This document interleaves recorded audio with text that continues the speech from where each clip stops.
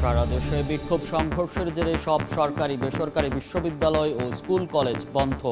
ছাত্রছাত্রীদের হল ছাড়ার নির্দেশ। কালকের এইচএসসি পরীক্ষা স্থগিত। হাই হোসেন ধ্বনিতে মুখর ইমামবাড়া, পবিত্র আশুরার রাতে ভক্তদের মাতম। নীলফামারীর সৈয়দপুরে নানা আয়োজন। রাজধানীতে তাজিয়া মিছিল ঘিরে থাকবে কঠোর নিরাপত্তা।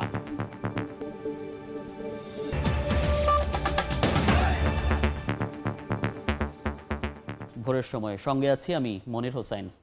শিক্ষার্থীদের নিরাপত্তা বিবেচনায় পরবর্তী নির্দেশ না দেওয়া পর্যন্ত দেশের সব সরকারি বেসরকারি বিশ্ববিদ্যালয় বন্ধ ঘোষণা করেছে বিশ্ববিদ্যালয় মঞ্জুরি কমিশন।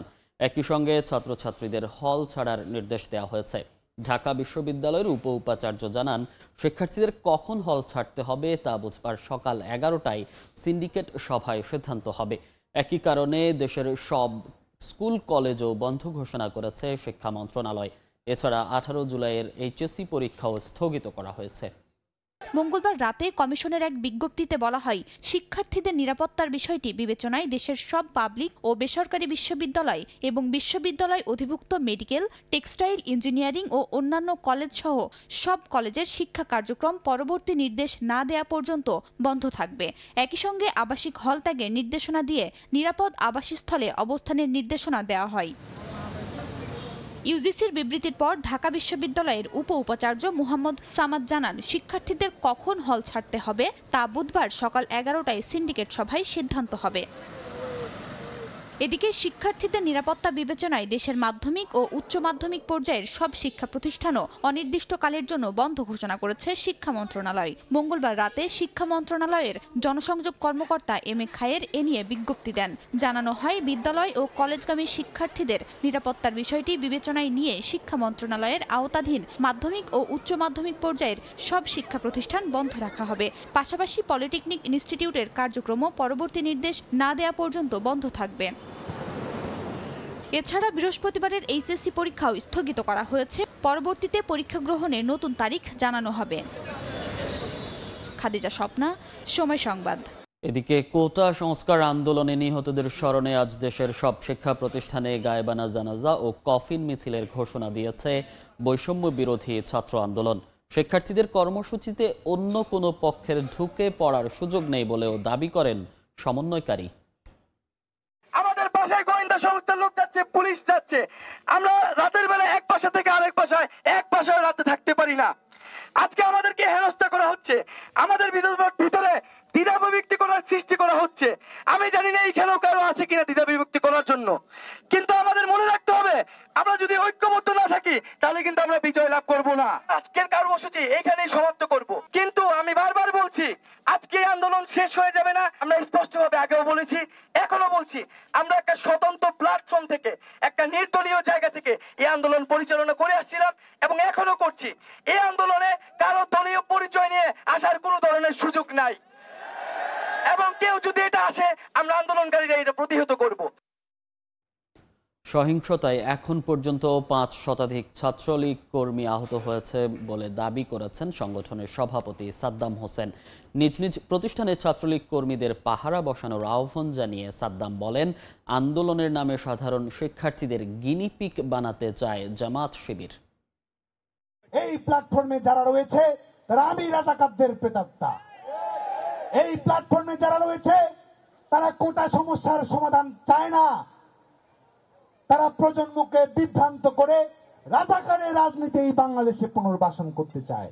আপনারা কোটা ইস্যুর জন্য সোচ্চার রয়েছেন, আর অন্যরা রয়েছে আপনাদেরকে গিনিপিগ বানিয়ে তাদের রাজনৈতিক স্বার্থ হাসিল করার জন্য। ইস্যু ভিত্তিক আন্দোলনকে যদি ভিন্ন খাতে প্রবাহিত করার চেষ্টা কেউ করেন, তখন আমরা দেখে নেব কত ধানে কত চাল হয়।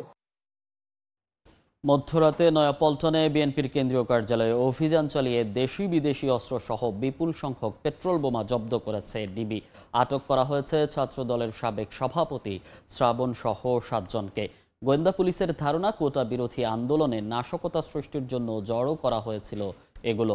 এদিকে অভিযানের নিন্দা জানিয়ে বিএনপির সিনিয়র যুগ্ম মহাসচিব রুহুল কবির রিজভী দাবি করেন, নাটক সাজিয়ে দেশের মানুষকে বিভ্রান্ত করা যাবে না। বিরোধী আন্দোলনটাকে অন্যদিকে ধাবিত করার জন্য একটি চক্র, একটা গ্রুপ, তারা বিভিন্ন সময় অর্থ দিয়ে কেউ পানি দিয়ে, কেউ লাঠি দিয়ে, কেউ অস্ত্র সরবরাহ করে তারা এটাকে এই পরিস্থিতি থেকে ঘোলাটে করার জন্য তারা চেষ্টা চালাচ্ছে। প্রেস ক্লাবের সামনেও গাড়িতে আগুন লাগানো হয়েছে, তারা বিভিন্ন জায়গায় ককটেল নিক্ষেপ করেছে।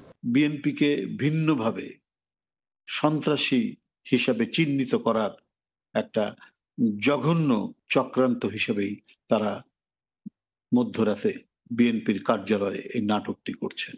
এই ধরনের নোংরা চাতুর্যের আশ্রয় নিয়ে জনগণকে বিভ্রান্ত করা যাবে না। আপনাদের পতন অত্যাশা। ভোরের সময় আরো থাকছে, ভয়াবহ কার্গো জটে পড়তে যাচ্ছে শাহজালাল বিমানবন্দর। এক্সপ্রেস পদ্ধতিতে পণ্য খালাস বাতিলের দাবিতে সিএনএফ এজেন্টদের কর্মবিরতি, দ্রুত উদ্যোগের পরামর্শ।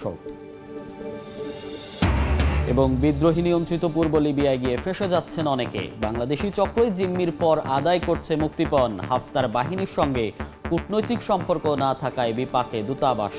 হাই হোসেন ধ্বনিতে মুখর ইমামবাড়া। পবিত্র আশুরার রাতে হোসেনি দালানে তাজিয়া মিছিলের পাশাপাশি মাতম করেন ভক্তরা।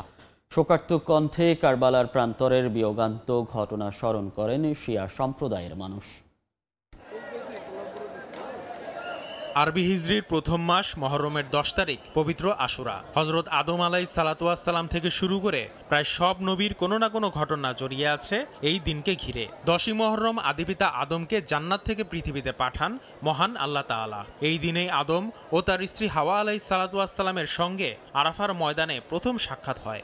এই দিনেই নূহ নবী ও তার ঈমানদার সঙ্গীরা মহাপ্লাবন থেকে মুক্তি পেয়েছিলেন। নমরুদের দ্বারা অগ্নিকুণ্ডে নিক্ষিপ্ত হওয়ার পর 10ই মহরম সেই অবস্থা থেকে মুক্তি লাভ করেন আরেক নবী ইব্রাহিম আলাইহিস সালাম। শত্রুর হাতে খুন হওয়া থেকে বাঁচতে এই দিনেই ঈসা আলাইহিস সালামকে আল্লাহ তাআলা আসমানে উঠিয়ে নেন।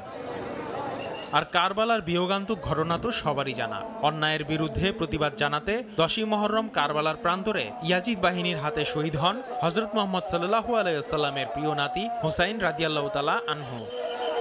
61 হিজরির হৃদয় বিদারক সেই ঘটনা স্মরণে প্রতি বছর 10ই মহরমে বিশ্বব্যাপী আশুরা পালন করেন শিয়া সম্প্রদায়ের মানুষ। মঙ্গলবার গভীর রাতে রাজধানীর পুরান ঢাকার হোসেনি দালানে বের করা হয় তাজিয়া মিছিল। আশুরা উপলক্ষে পালন করা হয় নানা আচার। তাজিয়া মিছিল ও মাতমের মাধ্যমে সবাই স্মরণ করেন ইমাম হোসেনের আত্মত্যাগ। বুধবার সকাল 10টায় হোসেনি দালান থেকে মূল তাজিয়া মিছিল শুরু হওয়ার কথা রয়েছে। আসিফ মোহাম্মদ সিয়াম, সময় সংবাদ, ঢাকা। নীলফামারীর সৈয়দপুরে 46টি ইমামবাড়ায় তাজিয়া বসানোর আনুষ্ঠানিকতা শেষে শুরু হয় শিরনি বিতরণ, মানত চাওয়া ও মরসিয়া পাঠ। প্রচলিত আনুষ্ঠানিকতা শেষে গভীর রাত পর্যন্ত চলে তাজিয়া মিছিল, লাঠি খেলা ও ঢোল বাজানো। ঢোলের গগনবিদারী শব্দ আর ইয়া হাসান ইয়া হোসেন ধ্বনিতে মুখর ইমামবাড়া এলাকার আকাশ বাতাস। নীলফামারী সৈয়দপুরের ইমামবাড়াগুলোতে মঙ্গলবার রাত 12টার পর থেকে বসানো শুরু হয় বর্ণিল সাজে সজ্জিত তাজিয়া। প্রচলিত আনুষ্ঠানিকতা শেষে গভীর রাত পর্যন্ত চলে তাজিয়া মিছিল, লাঠি খেলা, ঢোল বাজানো। হাজারো ভক্ত ইমামবাড়াগুলো ঘুরে দেখেন। চলে সিন্নি বিতরণ, মানত চাওয়া ও মরসিয়া পাঠ। আমার বাবা মা মন্দির মানছিল 10 বছরের, এখন 6 বছর আছে আর 4 বছর বাকি। আমার জীবন ভরে মানতি। আমার মা বলে গেছে যে বাবা যতদিন বাচ্চা থাকবি দুনিয়াকালে ইমাম হোসেনের ঘোড়া হবি। ইমামবাড়ার আশপাশ এলাকায় ছোট ছোট দোকানিরা বিভিন্ন খেলনা, মাটির তৈজসপত্রের পসরা সাজিয়ে বসেন। তাজিয়া বানাচ্ছি প্রত্যেক বছরে, এরকম লোকের জমজমাট ভিড় আশা করি হয় এবং পাশে একটা মাঠে একটা মেলা উপস্থিত হয়েছে। 1400 বছর আগে হযরত মুহাম্মদ সাল্লাল্লাহু আলাইহি ওয়াসাল্লামের প্রিয় দৌহিত্র ইরাকের কারবালার প্রান্তরে ইয়াজিদ বাহিনীর হাতে শহীদ হন। কারবালার সেই অমানবিক হৃদয় বিদারক ঘটনাকে স্মরণ করে সৈয়দপুরের অবাঙালি সুন্নি জনগোষ্ঠী প্রায় 150 বছর থেকে নানা ধর্মীয় অনুষ্ঠানের মধ্য দিয়ে আশুরা পালন করে আসছেন। 10ই মহরম পবিত্র আশুরা, 3টা দিনের মধ্যে আমাদের 2টা দিন খুব সুস্থভাবে ইনশাআল্লাহ আমরা এই মহরম স্থানীয় প্রশাসনকে নিয়ে খুব সুস্থভাবে আমরা পালন করতে পেরেছি। সৈয়দপুরে 46টি ইমামবাড়ায় তাজিয়া বসানো হয়েছে। শাকির হোসেন বাদল, সময় সংবাদ, নীলফামারী। ভয়াবহ কার্গো জটে পড়তে যাচ্ছে ঢাকা হযরত শাহজালাল আন্তর্জাতিক বিমানবন্দর। এমন আশঙ্কা তৈরি হয়েছে C&F এজেন্টদের লাগাতার কর্মবিরতি কর্মসূচিতে। ব্যবসায়ীরা এই অচল অবস্থার অবসান চাইলেও এজেন্টদের স্পষ্ট বার্তা, এক্সপ্রেস পদ্ধতিতে পণ্য খালাসে SRO 207 আইন বাতিল না হওয়া পর্যন্ত আমদানি রফতানিতে কোনো কার্গো হ্যান্ডলিং করবেন না তারা। বাস্তবতা স্বীকার করলেও কথা বলতে নারাজ ঢাকা কাস্টম অফিস ও বিমানবন্দর কর্তৃপক্ষ। এদিকে দ্রুত সুরাহায় NBR ও সরকারকে উদ্যোগ নেয়ার পরামর্শ অর্থনীতিবিদদের। জিন্নাতারা জসরার রিপোর্ট। গেল 3 দিন ধরে হযরত শাহজালাল আন্তর্জাতিক বিমানবন্দরের কুরিয়ার বিভাগের সামনের চিত্র বরাবরের তুলনায় আলাদা। নেই এজেন্টদের দেখা পণ্য খালাসের তোড়জোড়। দু একজন এজেন্ট করিডোরে ঘুরে ফিরে সময় পার করছেন। এ চিত্র এক্সপ্রেস পদ্ধতিতে পণ্য খালাস বাতিলের দাবিতে রোববার থেকে লাগাতার কর্মবিরতি ঘোষণার পর থেকে। তাদের স্পষ্ট বার্তা, দাবি আদায় না হওয়া পর্যন্ত কোনো কার্গো হ্যান্ডেলিংয়ে যুক্ত হবেন না তারা। আমাদের 10,000 কাস্টম সরকার, আমরা এই কর্মহীন থেকে আমরা এখান থেকে আমাদের বাড়িতে যাওয়ার পথ হয়ে গেছে গা। ঢাকা কাস্টম কার্গো ব্লেজে সমস্ত প্রকার এক্সপোর্ট ইম্পোর্ট বন্ধ। আমরা সরকারের এই রাজস্ব খাত ঢাকা কাস্টম হাউস টোটালি অচল করে দিয়েছি। আমাদের এই আন্দোলন ততক্ষণ থাকবে যতক্ষণ পর্যন্ত এই আইনকে বাতিল না করেছে। এদিকে কার্গো ভিলেজের ভেতরের পণ্য জটের খোঁজ নিতে গেলে মেলেনি অনুমতি, এমনকি খোঁজ মেলেনি ঊর্ধ্বতন কর্মকর্তাদের। কেন ভাই রেগে যাচ্ছেন কেন? ভেতরে তো পারমিশন নাই, এটা আমরাও বুঝি। পারমিশন না নিয়ে আমরা ভেতরে যেতামও না, বাট আপনি এইখান থেকে বের করে দিচ্ছেন কেন আমাদেরকে? আমি তো সর্বোচ্চ চেষ্টা করেছি জিএম পর্যন্ত দিতে, এখন তো উনিও দিচ্ছেন না। এখন তারপরে আর কি করবেন আপনি, সেটা আপনার ব্যাপার। তাদের এই কর্মবিরতিতে ভোগান্তিতে পড়েছেন আমদানি রফতানিকারকরা। বিমানবন্দরে পণ্য জটের কথা মানলেও ক্যামেরার সামনে কথা বলতে রাজি হননি ঢাকা কাস্টম হাউসের কেউ।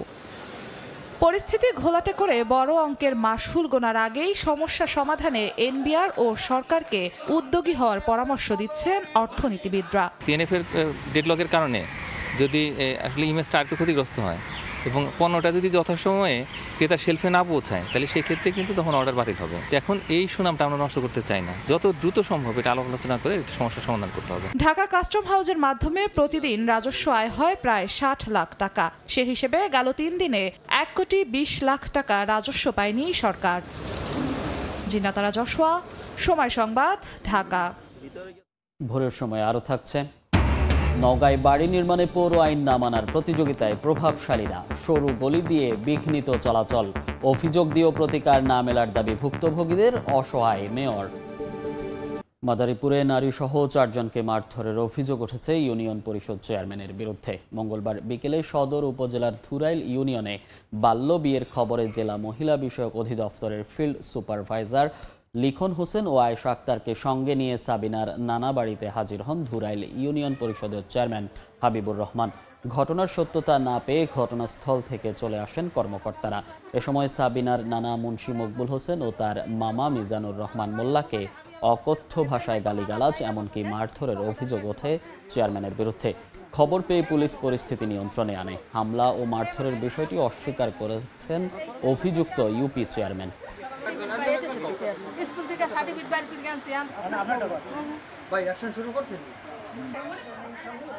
সিরাজগঞ্জে বন্যায় সবচেয়ে বেশি ক্ষতিগ্রস্ত হয়েছে তাঁত শিল্প। 2 দফায় যমুনা নদীর পানি বৃদ্ধিতে তলিয়ে গেছে জেলার শতাধিক তাঁত কারখানা। দীর্ঘদিন ধরে তাঁতগুলো পানিতে থাকায় নষ্ট হচ্ছে মূল্যবান যন্ত্রপাতি, সেই সঙ্গে বেকার হয়ে পড়েছেন কয়েক হাজার শ্রমিক। রিঙ্কু কুণ্ডুর রিপোর্ট, ছবি তুলেছেন অমৃত সেন। চলতি বন্যার পানিতে তলিয়ে যায় সিরাজগঞ্জের নদী তীরবর্তী 5টি উপজেলার চরাঞ্চল ও নিম্নাঞ্চল। বসতবাড়ি পানিতে তলিয়ে যায়। এতে সবচেয়ে বেশি ক্ষতিগ্রস্ত হয় জেলার ঐতিহ্যবাহী তাঁত শিল্প। জেলার সদর, বেলকুচি, এনায়েতপুর ও শাহজাদপুর উপজেলার তাঁতপল্লীগুলোতে পানি ঢুকে তলিয়ে যায় ছোট বড় প্রায় শতাধিক তাঁত কারখানা। এতে ক্ষতিগ্রস্ত হয় প্রায় 8,000 তাঁত যন্ত্র। দীর্ঘদিন কারখানাগুলো পানিতে তলিয়ে থাকায় নষ্ট হচ্ছে মূল্যবান যন্ত্রপাতি। আর কারখানাগুলো বন্ধ থাকায় বেকার সময় পার করছেন প্রায় 15,000 শ্রমিক। রং ও সুতার অনিয়ন্ত্রিত বাজার ব্যবস্থার কারণে ক্রমাগত লোকসানের মুখে থাকা তাঁত শিল্পে বন্যার বড় ধাক্কায় চরম লোকসানের মুখে কারখানাগুলো। কাজকাম বন্ধ, ওই সুতা নাতা পোকা মাকড়ে ইন্দুরে সব শ্বাস করে দিছে খায়া। তাতে কাপড় নষ্ট হইতেছে, এই যে কাটাবাদ গুনা বিজা সিরা সিরা যাইতেছে। শ্রমিক যারা আছি আমাদের তো অনাহারে থাকা দেখতেছে। তাঁত শিল্পকে লোকসানের হাত থেকে রক্ষায় সরকারি সহায়তার দাবি মালিকদের, পাশাপাশি এলাকাগুলোতে যাতে বন্যার পানি না প্রবেশ করতে পারে সেজন্য স্থায়ী বাঁধ নির্মাণের দাবি তাদের। 3 মাস পানি থাকে একাধারে, তাহলে কিভাবে তাঁত শিল্প এবং অন্যান্য লেবার শ্রেণীর লোকজন বাঁচে? ক্ষতিগ্রস্ত ব্যবসায়ীদের তালিকা তৈরি করে তাঁত বোর্ড ও বাণিজ্য মন্ত্রণালয়ের মাধ্যমে ক্ষতিপূরণের ব্যবস্থা করা হবে বলে জানায় তাঁত বোর্ড। ক্ষতিগ্রস্ত তাঁতিদের বিষয়ে আমরা জরিপ করতেছি, জরিপ করে আমরা আমাদের প্রধান কার্যালয়ে প্রেরণ করব। আর লোকসানে থাকা ব্যবসায়ীরা যাতে আবার ঘুরে দাঁড়াতে পারে সেজন্য ক্ষতিগ্রস্তদের প্রণোদনার আশ্বাস দেন স্থানীয় সংসদ সদস্য। প্রশাসনিকভাবেও কিন্তু তালিকা করা হচ্ছে, এই তালিকাগুলি নিয়ে আগামী দিনে যে তাঁতিরা ক্ষতিগ্রস্ত তাঁতিদের পাশে কিন্তু দাঁড়াবে সরকার বিভিন্নভাবে প্রণোদনা দিয়ে। সিরাজগঞ্জ জেলায় তাঁত শিল্পে পাওয়ারলুম ও হ্যান্ডলুম রয়েছে প্রায় 5 লাখ, এর সাথে প্রত্যক্ষ ও পরোক্ষভাবে জড়িত প্রায় 12 লাখ মানুষ। রিঙ্কু কুন্ডু, সময় সংবাদ, সিরাজগঞ্জ। বন্যার প্রভাব পড়েছে সবজি বাজারেও, সরবরাহ কমায় দাম বেড়েছে সব ধরনের সবজির। বিস্তারিত জানাতে সিরাজগঞ্জের পৌর পাইকারি সবজি বাজারে আছেন রিপোর্টার রিঙ্কু কুন্ডু, সরাসরি যাচ্ছি তার কাছে। রিঙ্কু, ভোর থেকে জমে উঠেছে সিরাজগঞ্জের পৌর পাইকারি সবজি বাজার, কিন্তু আমরা যেটি দেখছি যে চলতি বন্যার কিন্তু প্রভাব পড়েছে এই কাঁচা বাজারে। বন্যার প্রভাবে সব ধরনের সবজির কিন্তু সরবরাহ কমেছে, যে কারণে গত সপ্তাহ থেকেও এই সপ্তাহে আমরা যেটি দেখছি সব ধরনের সবজিতে কিন্তু 5 টাকা থেকে 20 টাকা পর্যন্ত কিন্তু আসলে বেড়েছে দাম। ব্যবসায়ীরা যেটি বলছেন, অর্থাৎ আড়তদাররা যেটি বলছেন যে গত কয়েকদিনের যে বন্যায় প্রভাব সেটির কিন্তু আসলে কারণে সব ধরনের সবজির এই বাজারে সরবরাহ অনেকটাই কমে গেছে, যে কারণে সব ধরনের সবজির দামই কিন্তু আসলে বেড়েছে। এবং আমরা যদি বলি যে গত সপ্তাহে আলু যেটি ছিল 45 টাকা, আজকে বিক্রি হচ্ছে 50 টাকা। মরিচ যেটি ছিল 200 টাকা, আজকে সেটি বিক্রি হচ্ছে কিন্তু 220 টাকা থেকে 230 টাকা। পেঁয়াজ বিক্রি হচ্ছে 90 টাকা ছিল, সেটি 100 টাকা বিক্রি হচ্ছে। আদা বিক্রি হচ্ছে 240 টাকা, ঢেঁড়স বিক্রি হচ্ছে 40 টাকা, শসা বিক্রি হচ্ছে 60 টাকা কেজি, পটল বিক্রি হচ্ছে 20 থেকে 30 টাকা, বেগুন বিক্রি হচ্ছে 100 টাকা, লাউ বিক্রি হচ্ছে আকার ভেদে 50 থেকে 80 টাকা, লেবু বিক্রি হচ্ছে 120 থেকে 200 টাকা সহ। অর্থাৎ এই বাজারটি জেলার সবচেয়ে বড় পাইকারি সবজি বাজার এবং এইখানে সব ধরনের সবজি কিন্তু আসলে পাইকারি কেনা বেচা হয়। এখনো আমরা দেখছি বিভিন্ন জায়গা থেকে, অর্থাৎ বিভিন্ন জায়গার যারা কৃষকেরা আছে, যারা সবজি চাষ করে, তারা কিন্তু বিভিন্ন পরিবহনে করে এই যে আড়তটিতে নিয়ে আসছেন এবং এখান থেকেই জেলার বিভিন্ন খুচরা যারা ব্যবসায়ীরা, অর্থাৎ এখান থেকে পাইকারি দামে সবজি কিনে বিভিন্ন হাট বাজারে বা বিভিন্ন জায়গায় তারা ঘুরে ঘুরে এই যে কাঁচা সবজিগুলো বিক্রি করে। এবং এই বাজারটি ভোর 6টা থেকে শুরু হয়, সকাল 9টা পর্যন্ত চলে। তবে আজকে যেটি দেখছি যে বেচা কিনা অনেকটাই কম। ব্যবসায়ীরা যেটি বলছিলেন, বারবারই যেটি বলছিলেন যে চলতি বন্যায়, বেশ কয়েকদিন বন্যার কারণে বিভিন্ন যে সবজি ক্ষেত সেগুলো পানিতে তলিয়ে যাওয়ায় কিন্তু এই বাজারে সবজির যে প্রভাব, অর্থাৎ সেটি কিন্তু পড়েছে। সব ধরনের সবজি আমরা দেখছি যে সরবরাহ কিন্তু অনেকটাই কম। আমরা পুরো বাজারে সবজির এই পাইকারি বড় একটি বাজার, সেখানে কিন্তু আমরা আজকে কিন্তু আমরা দেখেছি যে করলা, অর্থাৎ করলা কিন্তু আমরা আজকে পাইনি। পটলে সেই দিক আসলে কম, অনেকটাই। কাঁচামরিচ, যেখানে বিভিন্ন জায়গা থেকে কাঁচামরিচ আসে, বিশেষ করে চরাঞ্চল, সেইগুলো জায়গা থেকে আসলে কম আসছে, যে কারণে এই সবজির দামগুলো আসলে বাড়ছে। বাড়ার কারণ হিসেবে ব্যবসায়ীরা বলছেন যে সব ধরনের সবজির আসলে যে সরবরাহ কমার কারণে কিন্তু আসলে দাম বেড়েছে বলে তারা আমাদেরকে জানিয়েছে। তো এক কথা বলা যায় যে জমে উঠেছে বেচা কিনা। তবে ব্যবসায়ীরা যেটি বারবারই বলছিলেন যে আড়তদার, অর্থাৎ এই আড়তদাররা যেটি বলছিলেন যে এই আড়তের যে সবজি সরবরাহ কমার কারণে কিন্তু এই প্রভাব পড়েছে এবং গত সপ্তাহ থেকে সব ধরনের সবজিতে কিন্তু কেজি প্রতি 5 থেকে 20 টাকা পর্যন্ত বেড়েছে। তো এই ছিল সিরাজগঞ্জ থেকে আমার কাছে সবজি বাজারের সবশেষ খবর। সরাসরি যুক্ত ছিলাম সিরাজগঞ্জ থেকে। জ্ঞানার্জনের উপকরণ, বই কিংবা সচেতনতা বৃদ্ধি বা মনোযোগ আকর্ষণের পোস্টার, এমন বহু প্রয়োজন মেটাতে সামনে থাকে ছাপাখানা। তবে এই মুদ্রণ শিল্পে নির্দিষ্ট বেতন কাঠামো না থাকায় ন্যায্য মজুরি থেকে বঞ্চিত হচ্ছেন বলে অভিযোগ শ্রমিকদের। মালিকপক্ষের যুক্তি, যন্ত্রপাতি ও কাঁচামালের দাম বৃদ্ধিতে মুদ্রণ খরচ বাড়লেও দিন দিন কমছে কাজ, তাই বাড়ানো যাচ্ছে না শ্রমিকদের বেতন। খাত টিকিয়ে রাখতে সরকারি পৃষ্ঠপোষকতা ও সহায়তার পরামর্শ দিচ্ছেন অর্থনীতিবিদরা। প্রায় ৬০০ বছর আগে ১৪৩৯ খ্রিস্টাব্দে মুদ্রণ যন্ত্র আবিষ্কার করেছিলেন জার্মান স্বর্ণকার গুটেনবার্গ, যা মানুষের শিক্ষা গ্রহণ এবং জ্ঞানকে ছড়িয়ে দিতে ব্যাপকভাবে সাহায্য করেছিল। সময়ের পরিক্রমায় সেই যন্ত্রে এসেছে বিবর্তনও। বই থেকে শুরু করে পোস্টার, শুভেচ্ছা কার্ড, গবেষণা প্রবন্ধ প্রকাশ সহ নানা কাজে যুগ যুগ ধরে মানুষের প্রয়োজন মিটিয়ে আসছে ছাপাখানা। ব্যবসায়ীদের তথ্য মতে বর্তমানে সারা দেশে প্রায় ১৫ থেকে ২০ হাজার প্রিন্টিং প্রেস রয়েছে, যেখানে কাজ করেন প্রায় ২ থেকে ২.৫ লাখ শ্রমিক। বছরে এই শিল্পে লেনদেন হয় ৫ থেকে ৭ হাজার কোটি টাকা। তবে এই শিল্পের শ্রমিকদের জন্য ন্যূনতম বেতন নির্ধারণ করা থাকলেও নেই দক্ষতা অনুযায়ী স্তরভিত্তিক পদ্ধতি।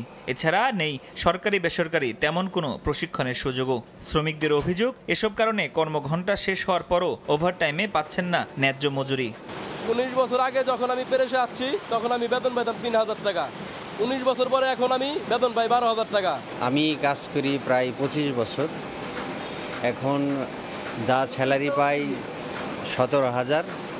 এখানে বাড়তি কাজ হয় না। এই লাইনটা থেকে অনেক মানুষ চলে গেছে। বোর্ডের বই হইতো অনেক, ওইগুলো এখন আর হয় না। আগে যেমন গল্পের বই হইতো অনেক। প্রেস মালিকরা বলছেন আগের তুলনায় কাজ কমেছে কয়েক গুণ, বিপরীতে বেড়েছে কালি, কেমিক্যাল, মেশিনের দাম সহ আনুষঙ্গিক সব খরচ। ফলে চাইলেও বাড়াতে পারছেন না শ্রমিকদের বেতন। বাইন্ডিং এর রেট বাড়ছে, প্লেটের রেট বাড়ছে, কালির রেট বাড়ে, সবকিছু রেট বাড়ে, শুধু প্রেস ছাড়া একদম পুরোপুরি ধ্বংসের মুখে। আমাদের যদি বিজনেস ভালো হয়, আমার কর্মীকে আমি বাড়িয়ে দেওয়ার তো কোনো সমস্যা নেই আমার। এই অবস্থায় সরকারকে নীতি সহায়তা নিয়ে এই শিল্পের পাশে দাঁড়ানোর পরামর্শ দিচ্ছেন অর্থনীতিবিদরা। অন্যান্য ক্ষেত্রে কিন্তু মজুরিতে নজর দেওয়া হয়, কিন্তু এই শিল্পের কিন্তু মজুরি আসলে বাড়েনি। তারা যে কিভাবে টিকে আছে এটা আসলে দেখার বিষয়। সরকারিভাবে এটির দিকে নজর দেওয়া উচিত। প্রয়োজনে উদ্যোক্তাদের সহজ শর্তে ঋণ দেওয়ারও পরামর্শ এই অর্থনীতিবিদের। ফরহাদুর রহমান, সময় সংবাদ, ঢাকা। আমের মৌসুম প্রায় শেষের পথে। রাজশাহীতে এবার আমের উৎপাদন কম হওয়ায় শুরু থেকেই দাম ছিল বেশি। এতে করে অবশ্য লাভবান হয়েছেন বাগান মালিকরা। তবে বিমান ভাড়া বৃদ্ধি পাওয়ায় অন্যবারের মতো বিদেশে আম রফতানি করতে না পেরে হতাশ স্থানীয় ব্যবসায়ীরা। শাহিন আলমের রিপোর্ট, ছবি তুলেছেন আব্দুস সালাম। রাজশাহীর অন্যতম বড় আমের হাট বানেশ্বর বাজারে প্রতিদিনই আমের পসরা সাজান বিক্রেতারা। দিনভর হাঁকডাকে চলে বেচাকেনা। গুণগত মানের কারণে জেলার বাঘা চারঘাটে উৎপাদিত আমের রয়েছে বিশেষ খ্যাতি। দেশের চাহিদা মিটিয়ে এই এলাকার আম পৌঁছে যায় ইউরোপের মাটিতেও। তবে এবার রপ্তানির ঝক্কি ঝামেলায় অন্যবারের মতো বিদেশে আম পাঠাতে পারেননি স্থানীয় ব্যবসায়ীরা। তাদের অভিযোগ, আম পরিবহনে বিমানের ভাড়া বেড়েছে দ্বিগুণ। বিদেশে যে আমটা যায় তার বিমান ভাড়া এবার ডাবল হয়ে গেছে। আগে ছিল ২২০ থেকে ৪০ টাকা, এখন এবার হয়েছে ৪৪০ টাকা। প্লেন ভাড়া বেশি, পরিবহন খরচ বেশি, সেই তুলনায় আমের দামটা একটু কম। বিমান ভাড়া যদি কমায় তাহলে হয়তো আমরা রপ্তানি বেশি হবে। চলতি বছরে আবহাওয়ার তারতম্যে এবার জেলা জুড়েই আমের ফলন হয়েছে কম। মাঝের কয়েক দফা টানা দাবদাহে ক্ষতিগ্রস্ত হয় আমের কুটি। উৎপাদন কম হওয়ায় মৌসুমের শুরু থেকে গোপালভোগ, লক্ষণভোগ, হিমসাগর, ল্যাংড়া ও আম্রপালি আমের দাম বেশ চড়া। এতে অবশ্য ক্রেতারা কিছুটা নাখোশ হলেও লাভবান হয়েছেন বিক্রেতারা। ফজলির দাম বেশি, রূপালির দাম বেশি, আইসিনির দাম কম। ফজলি আপনাদের ১৮০০ থেকে ২৪০০ বেচা কেনা হচ্ছে। কৃষি কর্মকর্তা জানান, আমের উৎপাদন, বিপণন ও রপ্তানি সহজীকরণের ক্ষেত্রে সরকারের বিশেষ নজর দেওয়া প্রয়োজন। আমরা কৃষকদেরকে আম রপ্তানি বিষয়ে আগ্রহ ধরে রেখেছি, আমরা ভবিষ্যতে ধরে রাখার চেষ্টা করব। সামনের বছর আমরা প্রস্তুতি নিব আম রপ্তানি যেন বৃদ্ধি পায়। রাজশাহী থেকে চলতি বছর এখন পর্যন্ত ৪ মেট্রিক টন আম বিদেশে রপ্তানি করা হয়েছে। সময় সংবাদ, রাজশাহী। ক্রেতা বিক্রেতার হাঁকডাকে সরগরম ঢাকা জেলার বৃহত্তর পাইকারি মাছের আড়ত। বিস্তারিত জানাতে বাইপাইল মাছের আড়তে আছেন রিপোর্টার মোজাফফর হোসেন জয়। সরাসরি যাচ্ছি তার কাছে। জয়, আমি রয়েছি ঢাকা জেলার বৃহত্তর পাইকারি মাছের আড়ত বাইপাইলে, যেখানে মূলত ভোরবেলার হাক ডাকের মধ্য দিয়ে এই বৃহত্তর পাইকারি মাছের আড়তের শুরু হয়। আপনারা দেখতে পাচ্ছেন সরগরম হয়ে আছে এই বাইপাল মাছের আড়ত, যেখানে আপনারা অনেক প্রকারের মাছ উঠেছে, বিভিন্ন প্রজাতির মাছ, দেশীয় মাছ, চাষের মাছ এবং এমনকি সামুদ্রিক মাছও এখানে রয়েছে। আজকের মাছের দরদাম সম্পর্কে আপনাদেরকে জানাতে চাই। আপনারা দেখতে পাচ্ছেন মৃগেল মাছ, যেটি বিক্রি হচ্ছে 200 থেকে 220 টাকা কেজি দরে। এখানে মাছের প্রকারভেদ আকার ভেদে কিন্তু মাছের দরদামের পার্থক্য রয়েছে। যেটি আপনাদের দেখানো হচ্ছে সেটি বড় জাতের মৃগেল এবং রুই মাছ, যেটি বিক্রি হচ্ছে মৃগেল বিক্রি হচ্ছে 200 থেকে 210 টাকা বা 30 টাকা কেজি দরে। একই সাথে রুই মাছ যেটি দেখতে পাচ্ছেন সেই রুই মাছ বিক্রি হচ্ছে 280 থেকে 300 টাকা কেজি দরে। কাতল মাছ এখানে রয়েছে, কাতল মাছের দাম রয়েছে 200 থেকে 250 টাকা কেজি দরে। যদিও বাজারে দামের তারতম্য রয়েছে, আমরা যেটি জানতে পেরেছি বাজারে এসে যে আজকে কিন্তু মাছের সরবরাহ অনেকটাই কম, যার ফলে কিন্তু মাছের দাম কিছুটা বৃদ্ধি হয়েছে বলে আমরা আড়তদারদের কাছ থেকে জানতে পেরেছি। রুই মাছের পাশাপাশি রয়েছে কাতল মাছ। কাতল মাছ বিক্রি হচ্ছে 200 থেকে 250 টাকা কেজি দরে। আজকে মাছের চাহিদা অনেকটাই, বাজারে মাছের চাহিদা কম এবং মাছের সরবরাহ কম বলেই কিন্তু মাছের দাম কিছুটা বৃদ্ধি পেয়েছে বলে আমরা পাইকারদের সূত্রে জানতে পেরেছি। এখানে রয়েছে রুই, কাতল এবং মৃগেল মাছের পাশাপাশি এই বাজারে বিভিন্ন প্রজাতির মাছ রয়েছে। ইলিশ মাছ বিক্রি হচ্ছে আপনার 1600 থেকে 1800 টাকা কেজি দরে। একই সাথে কিন্তু এখানে রয়েছে বিভিন্ন প্রজাতির দেশীয় মাছ, কাসকি মাছ থেকে ধরে পুঁটি মাছ যেটি বিক্রি হচ্ছে 350 থেকে 400 টাকা কেজি দরে। কাসকি মাছ বিক্রি হচ্ছে 400 থেকে 450 টাকা কেজি দরে। আপনারা দেখতে পাচ্ছেন যে বিভিন্ন প্রজাতির মাছ, এটিও মূলত রুই জাতীয় মাছ, যেটি বিক্রি হচ্ছে 280 থেকে 350 টাকা কেজি দরে। হরিণা চিংড়ি বিক্রি হচ্ছে 600 থেকে 700 টাকা কেজি দরে। বাজারে রয়েছে শিং মাছ বিক্রি হচ্ছে 350 টাকা কেজি দরে। মলা ঢেলা প্রজাতির মাছও বিক্রি হচ্ছে 200 থেকে 280 টাকা দরে। আপনারা দেখতে পাচ্ছেন রুই মাছ, যে রুই মাছটির দাম আগেও আমি বলেছি 280 থেকে 350 টাকা দরে বিক্রি হচ্ছে। একই সাথে এখন যেটি দেখতে পাচ্ছেন সেটি হচ্ছে তেলাপিয়া মাছের দাম আজকে কিছুটা বৃদ্ধি পেয়েছে, দাম বৃদ্ধি পেয়েছে 160 থেকে 200 টাকা কেজি দরে। যে তেলাপিয়া মাছটি সাধারণত আমরা 120 থেকে আপনার 180 টাকা কেজি দরে সরবরাহ করতে দেখতে পাচ্ছেন। গুলশা বা ট্যাংরা জাতীয় মাছ, যে মাছটি এই বাজারে বিক্রি হচ্ছে আপনার 150 থেকে 200 টাকা কেজি দরে। বিভিন্ন প্রকার ভেদ রয়েছে মাছের প্রকার ভেদ অনুযায়ী মাছ বিক্রি হচ্ছে এই বাজারে। তো মূলত বৃহত্তর এই বাজারটিতে আপনার আজকের মাছের সরবরাহ অনেকটাই কম, যার কারণে অনেকটাই দাম বৃদ্ধি বলে আমরা জানতে পেরেছি। তো এই বাইপালের মাছের পাইকারি আড়ত থেকে মাছের দরদাম সম্পর্কে এই ছিল আমার কাছে সর্বশেষ তথ্য। সরাসরি যুক্ত ছিলাম বাইপাইল মাছের আড়ত থেকে। বাড়ি নির্মাণে পৌর আইন না মানার প্রতিযোগিতা চলছে নওগাঁয়। আইনের যথাযথ প্রয়োগ না থাকায় নির্মাণ করা বাসার গলি দিয়ে চলাচল করা কঠিন হয়ে পড়েছে। ভুক্তভোগীদের দাবি, পৌরসভায় অভিযোগ দিলেও মিলছে না প্রতিকার। আইন না মানার প্রতিযোগিতায় সবচেয়ে এগিয়ে প্রভাবশালীরা। এ অবস্থায় আধুনিক পৌরসভা গড়ে তোলাকে চ্যালেঞ্জ বলছেন মেয়র। নওগাঁ থেকে এমআর রকির রিপোর্ট, ছবি তুলেছেন রকিবুল ইসলাম। অন্তত 600 পরিবারের বসবাস নওগাঁ শহরের চকপ্রসাদ ডাঙ্গাপাড়া এলাকায়। মহল্লাবাসীর বের হওয়ার রাস্তায় গড়ে তোলা হচ্ছে ভবন। বিধান অনুযায়ী 5 ফিট ছেড়ে বিল্ডিং গড়ে তোলার নিয়ম থাকলেও প্রভাব খাটিয়ে 2 ফিট ছেড়েই চলছে কাজ। এর প্রতিবাদে পৌর ভবনে অভিযোগ দিয়েও প্রতিকার না পাওয়ায় আন্দোলনে নেমেছেন এলাকাবাসী। পৌরসভার পরিকল্পনা ছাড়াই বাসা বাড়ি নির্মাণের ফলে প্রতিবেশীর মরদেহের খাটিয়া বের করার রাস্তাও রাখা হচ্ছে না অনেক ক্ষেত্রে। আর এই চিত্র শহরের সর্বত্র। আইন না মানার প্রতিযোগিতায় সবচেয়ে এগিয়ে প্রভাবশালীরা। পৌর বিধান অনুযায়ী 3 ফুট 3 ইঞ্চি ন্যূনতম ছাড়ার বিধান থাকলেও শহরের বসতবাড়ি নির্মাণ করার ক্ষেত্রে এই আইন মানার কোনো তোয়াক্কাই করা হচ্ছে না। ফলে একদিকে ভুক্তভোগীরা পথ চলাচল করতে বিড়ম্বনার শিকার হচ্ছে, অন্যদিকে এই আইনের যথাযথ প্রয়োগ দাবি করছেন তারা। এক মানুষ যদি যায় আর এক মানুষ ফিরতে পারবে না। এই জায়গাটাতে একটা খাটিয়া যাওয়া আসার মতো পরিবেশ নেই, পরিস্থিতি নেই। কেমন করে উঠতেছে আমরা সঠিক বলতে পারবো না, কিন্তু আমার পৌরসভা জানাইছি, জানানোর পরও এই কাজটা হচ্ছে না। আমাদের বের হওয়ার যে রাস্তাটা সেটা আমাদের দাবি, এটা আমাদেরকে দিতে হবে। আইন বাস্তবায়নের দুর্বল নীতির কারণে পৌরসভা ও পাড়া মহল্লায় গড়ে উঠেছে অসাধু চক্র।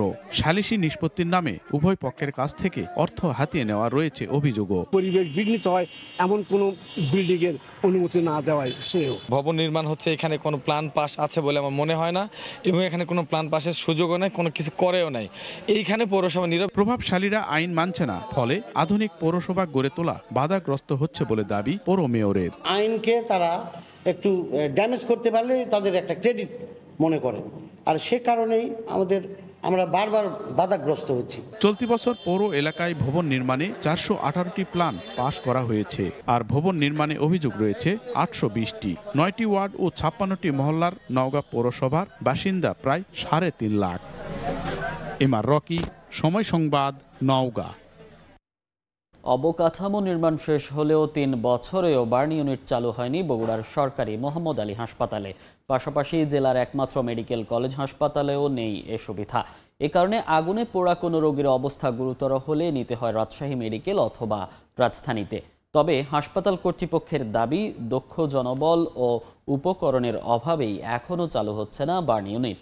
শাহাদুল ইসলামের ছবিতে আব্দুল আওয়ালের রিপোর্ট। বদ্ধকক্ষে পড়ে আছে অত্যাধুনিক শয্যা, অন্যান্য সরঞ্জাম থাকলেও নেই ব্যবহার। 4.25 কোটি টাকা ব্যয়ে 2021 সালে বার্ন ইউনিটের অবকাঠামো নির্মাণ শেষ হয় বগুড়ার মোহাম্মদ আলী হাসপাতালে। 3 বছর পার হলেও ইউনিটটি চালু হয়নি সরকারি এ হাসপাতালে। বর্তমানে 2 কক্ষের ওই ইউনিটের বেডগুলো অযত্নে পড়ে আছে। পাশাপাশি জেলার একমাত্র মেডিকেল কলেজ হাসপাতালেও নেই এ সুবিধা। এ কারণে আগুনে পোড়া কোনো রোগীর অবস্থা গুরুতর হলে নিতে হয় রাজশাহী মেডিকেল অথবা রাজধানীতে। গত 7 জুলাই বগুড়া রথযাত্রায় বিদ্যুৎ স্পৃষ্ট হয়ে 5 জন নিহত ও 37 জন আহত হওয়ার পর বার্ন ইউনিট চালুর বিষয়টি এখন আলোচনার কেন্দ্রবিন্দু। বিশেষ ইউনিট করা হয়েছে, কিন্তু এখানে যন্ত্রপাতি কিংবা লোকবলের অভাবে চিকিৎসা দিতে পারছে না। বার্ন ইউনিটটা চালু হয় তাহলে আমাদের উত্তরবঙ্গের মানুষের, বগুড়ার মানুষের পর্যাপ্ত সুবিধা হবে। খুবই দ্রুত এই বার্ন ইউনিটটা চালু করা প্রয়োজন। হাসপাতাল কর্তৃপক্ষ বলছে প্রয়োজনীয় সরঞ্জামের অভাবে চালু করা যাচ্ছে না ইউনিটটি। আর সম্প্রতি হাসপাতালটি পরিদর্শন করে স্বাস্থ্য প্রতিমন্ত্রী জানান বার্ন ইউনিট চালুর জন্য মিলছে না দক্ষ চিকিৎসক। বার্ন ইউনিটের সাথে ক্যাজুয়ালিটি ম্যানেজমেন্ট, আইসিইউ এসব সাপোর্টও থাকা দরকার। এসব বিষয়গুলো সর্বাঙ্গীনভাবে যদি আমাদেরকে সাহায্য করা যায় তাহলে আমরা বার্ন ইউনিট চালু করতে পারবো। বিজ্ঞ ব্যক্তি তৈরি করে আমরা যখন দিতে পারবো জেলা পর্যায়ে, তখন আমরা ইনশাল্লাহ এটা করতে পারবো। এটা আমাদের নিয়মের মধ্যে আছে। স্বাস্থ্য বিভাগের তথ্য মতে প্রতি বছর বগুড়া শহীদ জিয়াউর রহমান মেডিকেল কলেজ হাসপাতালে গড়ে 300 ও মোহাম্মদ আলী হাসপাতালে শতাধিক আগুনে দগ্ধ রোগী চিকিৎসা সেবা নেন। আব্দুল আউয়াল, সময় সংবাদ, বগুড়া। নাটোরের চলনবিলে অবৈধ চায়না দুয়ারি জাল দিয়ে নিধন করা হচ্ছে পোনা মাছ। স্থানীয় বাজারগুলোতে প্রকাশ্যে চলছে বেচা কেনাও। তবে মৎস্যজীবীদের দাবি, অভাবের কারণেই পোনা ধরছেন তারা। এদিকে পোনা নিধন রোধে দৃশ্যমান কোনো পদক্ষেপ না থাকলেও মৎস্য বিভাগের দাবি, এ বিষয়ে কাজ করছেন তারা। আল মামুনের পাঠানো তথ্য ও রোকনুজ্জামানের ছবি নিয়ে রিপোর্ট। নিষিদ্ধ জাল দিয়ে চলনবিল থেকে ধরা হচ্ছে পোনা মাছ। সরকারি নিষেধাজ্ঞা অমান্য করেই প্রকাশ্যে এ কাজ করছেন মৎস্যজীবীরা। চলতি মাসের শুরুতে নাটোরের সিংড়া উপজেলার চলনবিলের 26 বর্গ কিলোমিটার এলাকায় বর্ষার পানি আসে। এতে 12টি অভয়াশ্রমের পোনা ও মা মাছ বিলে ছড়িয়ে পড়ে। এ সুযোগে এক শ্রেণীর মৎস্যজীবীরা চায়না দুয়ারি জাল ও বাদাই জাল দিয়ে পোনা মাছ বিল থেকে তুলে বাজারে বিক্রি করছেন। তবে পোনা মাছ ধরা দণ্ডনীয় অপরাধ হলেও মৎস্যজীবীদের দাবি, অভাবের কারণে এ কাজ করছেন তারা। আমাদের এক মাছ মারার উপরেই নির্ভরশীল, আমাদের মাছ মারা ছাড়া কোনো ব্যবসা নাই, ঠিক আছে। এলাকাবাসী জানান, পোনা মাছ ধরা বন্ধ করতে না পারলে চলনবিলের দেশি মাছ হারিয়ে যাবে। আর আড়তদারদের দাবি, নিষেধ করা হলেও মানছেন না জেলেরা। সব মাছের পোনা, এক কথা ছোট ছোট পোনা, বাদাই দিয়ে চায়না দিয়ে মারলে পরে এই বিল ধ্বংস হয়ে যাবে একসময়। পোনাগুনে 1 মাস 2 মাস একটু মারা বন্ধ থাকলে ধরেন এই পোনাগুনে আরো বৃদ্ধি হবে। ছোট মাছ আনতে নিষেধ করি, তারপরে এনারা মানা শোনে না। সবকিছু প্রকাশ্যে হলেও প্রতিরোধে নেই কোনো উদ্যোগ। মৎস্য বিভাগ ও জেলা প্রশাসন বলছে, পোনা নিধন রোধে ব্যবস্থা নেওয়া হচ্ছে। আমরা নিয়মিতভাবে প্রচারণা চালিয়ে আসছি, যাতে এই সমস্ত অবৈধভাবে কোনো মৎস্য শিকারী যেন মৎস্য নিধন না করতে পারে, বিশেষ করে পোনা মাছ এবং মা মাছ। এক্সিকিউটিভ ম্যাজিস্ট্রেট বৃন্দ আছেন, তাদেরকেও আমরা নির্দেশনা দিয়েছি, তারা মাঠে থেকে নিয়মিত মোবাইল কোর্ট পরিচালনা পরিচালনা করবে এবং এটা প্রতিরোধে প্রয়োজনীয় ব্যবস্থা গ্রহণ করবে। মৎস্য ব্যবসায়ীদের তথ্য মতে সিংড়া উপজেলার 8টি পাইকারি বাজারে দৈনিক 30 থেকে 40 মণ পোনা মাছ বিক্রি হয়। সময় সংবাদ, নাটোর। ভোরের সময় আরও থাকছে, রাজশাহীর চর আষাঢ়িয়াদহে বিদ্যুৎ না থাকায় চরম ভোগান্তিতে 50,000 মানুষ, বন্ধ সৌর বিদ্যুতের প্লান্ট। জনপ্রতিনিধি আশ্বাস দিলেও ভিন্ন বক্তব্য ব্যবস্থাপকের। 2 দফা সময় বাড়িয়ে 3 বছরেও শেষ হয়নি পাবনার ঈশ্বরদীর গণিরঘাট সেতু নির্মাণ। চলাচলের ভোগান্তি দূর করতে সরকার প্রকল্প হাতে নিলেও ঠিকাদারের গাফিলতিতে তা হচ্ছে না বলে অভিযোগ এলাকাবাসীর। তবে আগামী সেপ্টেম্বরের মধ্যে কাজ শেষ করার আশ্বাস এলজিইডির। আসিফ মাহমুদের ছবিতে সবুজ মোল্লার রিপোর্ট। নদীর ওপর নির্মাণাধীন সেতু দীর্ঘদিন কাজ না হওয়ায় অবকাঠামোতে ঘাস গজিয়ে জঙ্গলে পরিণত হয়েছে। 2021 সালের 4 এপ্রিল পাবনার ঈশ্বরদী উপজেলার চরকুরুলিয়া গ্রামের গণিরঘাট এলাকায় দীর্ঘ 96 মিটার দৈর্ঘ্যের সেতু নির্মাণ কার্যাদেশ দেওয়া হয়। 2022 সালের 8 অক্টোবর কাজ শেষ হওয়ার কথা থাকলেও প্রথম দফা মেয়াদ বাড়িয়ে 2023 সালের 18 ডিসেম্বর পর্যন্ত বাড়ানো হয়। এরপরও শেষ না করায় দ্বিতীয় দফায় চলতি বছরের ডিসেম্বর পর্যন্ত সময় বাড়ানো হয়। এদিকে 3 বছরেও নির্মাণ কাজ শেষ না হওয়ায় ক্ষুব্ধ এলাকাবাসী। তারা জানান, চলাচলে ভোগান্তি দূর করতে সরকার প্রকল্প হাতে নিলেও ঠিকাদারের গাফিলতিতে তা হচ্ছে না। 15 দিন কাম হয়, আর 2 মাস 6 মাস নেই। মাঠের সব সবজি টবজি গাড়ি লিয়া যায় না, বুঝছেন? এখন ব্রিজটা হয়ে গেলে আর সুবিধা হয়। ঠিক মতন গাড়ি দিত, তাহলে আমাদের ব্রিজটা এতদিন আমাদের চলাচল করতে পারতাম আমরা। এ নিয়ে কথা বলার জন্য পাওয়া যায়নি ঠিকাদারি প্রতিষ্ঠানের কাউকে। আর আগামী সেপ্টেম্বরের মধ্যে কাজ শেষ করার আশ্বাস এলজিইডির। ডিসেম্বর পর্যন্ত সময় আছে, আমরা ডিসেম্বরে যেতে চাচ্ছি না। আমরা আশা করছি আজকে জুলাই মাস চলছে, সেপ্টেম্বরে আমরা শেষ করে দেব। গণিরঘাট সেতু নির্মাণ প্রকল্পে ব্যয় ধরা হয়েছে 7 কোটি টাকা। সবুজ মোল্লা, সময় সংবাদ, পাবনা। ঝিনাইদহ সড়কে খানাখন্দের কারণে ভোগান্তির শিকার হচ্ছেন 4 ইউনিয়নের হাজার হাজার মানুষ। এ বিষয়ে বিস্তারিত জানাতে দড়ি গোবিন্দপুর এলাকায় আছেন রিপোর্টার লোটাস রহমান সোহাগ। সরাসরি যাচ্ছি তার কাছে। সোহাগ, ঝিনাইদহ থেকে নারকেলবাড়িয়া পর্যন্ত প্রায় 11 কিলোমিটার সড়কে দীর্ঘদিন ধরে সংস্কার না হওয়ার কারণে কিন্তু এই এলাকার প্রায় 4টি ইউনিয়নের হাজার হাজার মানুষ ভোগান্তির শিকার হচ্ছে। প্রতিনিয়ত এই সড়কে আমরা যেটা এসে দেখেছি, এর আগেও দেখেছি, সড়কে ভাঙাচোরার কারণে এই সড়কে চলাচলকারী ইজি বাইক, মোটরসাইকেল সহ নানা বাহনের যারা যাত্রী আছে তারা কিন্তু নিয়মিত ভোগান্তির শিকার হচ্ছে। আমরা কথা বলেছি স্থানীয় যারা বাসিন্দা আছে, এই সড়কে চলাচলকারী যারা আছে তাদের সাথে কথা বলেছি। তারা এমনটি জানিয়েছেন যে এই সড়কটি কিন্তু জেলা শহরের সাথে এই অঞ্চলের কিন্তু গুরুত্বপূর্ণ একটি সড়ক এবং গত 6 বছর যাবত এখানে কিন্তু কোনো সড়কের কোনো সংস্কারের কাজ হয়নি, মেরামতের কাজ হয়নি। কিন্তু এলজিডি কর্তৃপক্ষের সাথে আমরা কথা বলেছি, তারা এমনটি জানিয়েছেন যে আসলে এই সড়কটি গুরুত্বপূর্ণ হওয়া সত্ত্বেও কিন্তু তারা কাজ করতে পারছেন না। তারা এর আগে একটা টেন্ডার হয়েছিল, যেটা আমি এটা এলজিডি কর্তৃপক্ষের সাথে জানিয়েছে যে সে টেন্ডারটা কিন্তু কোনো কারণে বাতিল হয়েছে, যে কারণে তারা কিন্তু ভোগান্তির শিকার হচ্ছে এই এলাকার হাজার হাজার মানুষ। আমি কথা বলেছি এলাকার বাসিন্দা সহ সড়কে চলাচলকারী যারা আছেন, তারা এমনটি জানিয়েছেন যে ঝিনাইদহ থেকে নারকেলবাড়িয়া পর্যন্ত এখানে সদর উপজেলার যে কালীচরণপুর, দোগাছি, ঘোরশাল সহ ফুরসন্দি, এই 4টি ইউনিয়ন রয়েছে। 4টি ইউনিয়নের যে হাজার হাজার মানুষ কিন্তু এখানে চলাচল করে। আমরা কিছুক্ষণ আগে এখানে যখন আমরা অপেক্ষা করছিলাম, কিছুক্ষণ আগে দেখেছি যে এখানে একটি ভ্যান কিন্তু উল্টে যায় এবং সবজি বোঝাই ছিল, যেগুলো আপনারা দেখতে পাচ্ছেন যে এখানে সবজি উল্টে যায় ভাঙা চোয়ার কারণে। শুধুমাত্র এই অংশটা না, নারকেলবাড়িয়া পর্যন্ত কিন্তু সড়কের বেহাল দশা, মানে সড়কের প্রতিটা স্থানে কিন্তু খানাখন্দ গর্তের সৃষ্টি হয়েছে, পিচ কিন্তু রাস্তা থেকে উঠে গেছে, যে কারণে এলাকায় যে নছিমন করিমন ভ্যান যারা চলাচল করে জেলা শহরে যাতায়াত করে, তারা কিন্তু চরম ভোগান্তির শিকার হয়। আমি এলজিডি কর্তৃপক্ষের সাথে কথা বলেছি, তারা কিন্তু আশ্বস্ত করেছেন যে এই সড়কের ভোগান্তি কমাতে তারা কিন্তু প্রথম শহর যে ঝিনাইদহ থেকে যে প্রথম 5 কিলোমিটার সড়ক, সেটা হয়তো টেন্ডারের কাছে প্রক্রিয়াধীন আছে। দ্রুত সময়ের মধ্যে কিন্তু তারা এই টেন্ডার করবে বলে এটা জানিয়েছে। কিন্তু বাকিটা যে রাস্তাটুকু আছে, সেই রাস্তা হয়তোটা এই বছর হবে না বা আগামী অর্থ বছর করতে পারবে। কিন্তু আসলে মানুষের যেই ভোগান্তি, সেই ভোগান্তি দূর করতে কিন্তু এলাকার মানুষ বলছে দ্রুত এই গুরুত্বপূর্ণ সড়কটি নির্মাণ করা, একটু সংস্কার করতে হবে। তো এই ছিল ঝিনাইদহ থেকে ঝিনাইদহের যে ঝিনাইদহ নারকেলবাড়িয়া সড়ক, সেই সড়কের মানুষের ভোগান্তির সর্বশেষ। সরাসরি যুক্ত ছিলাম ঝিনাইদহের দড়ি গোবিন্দপুর এলাকা থেকে।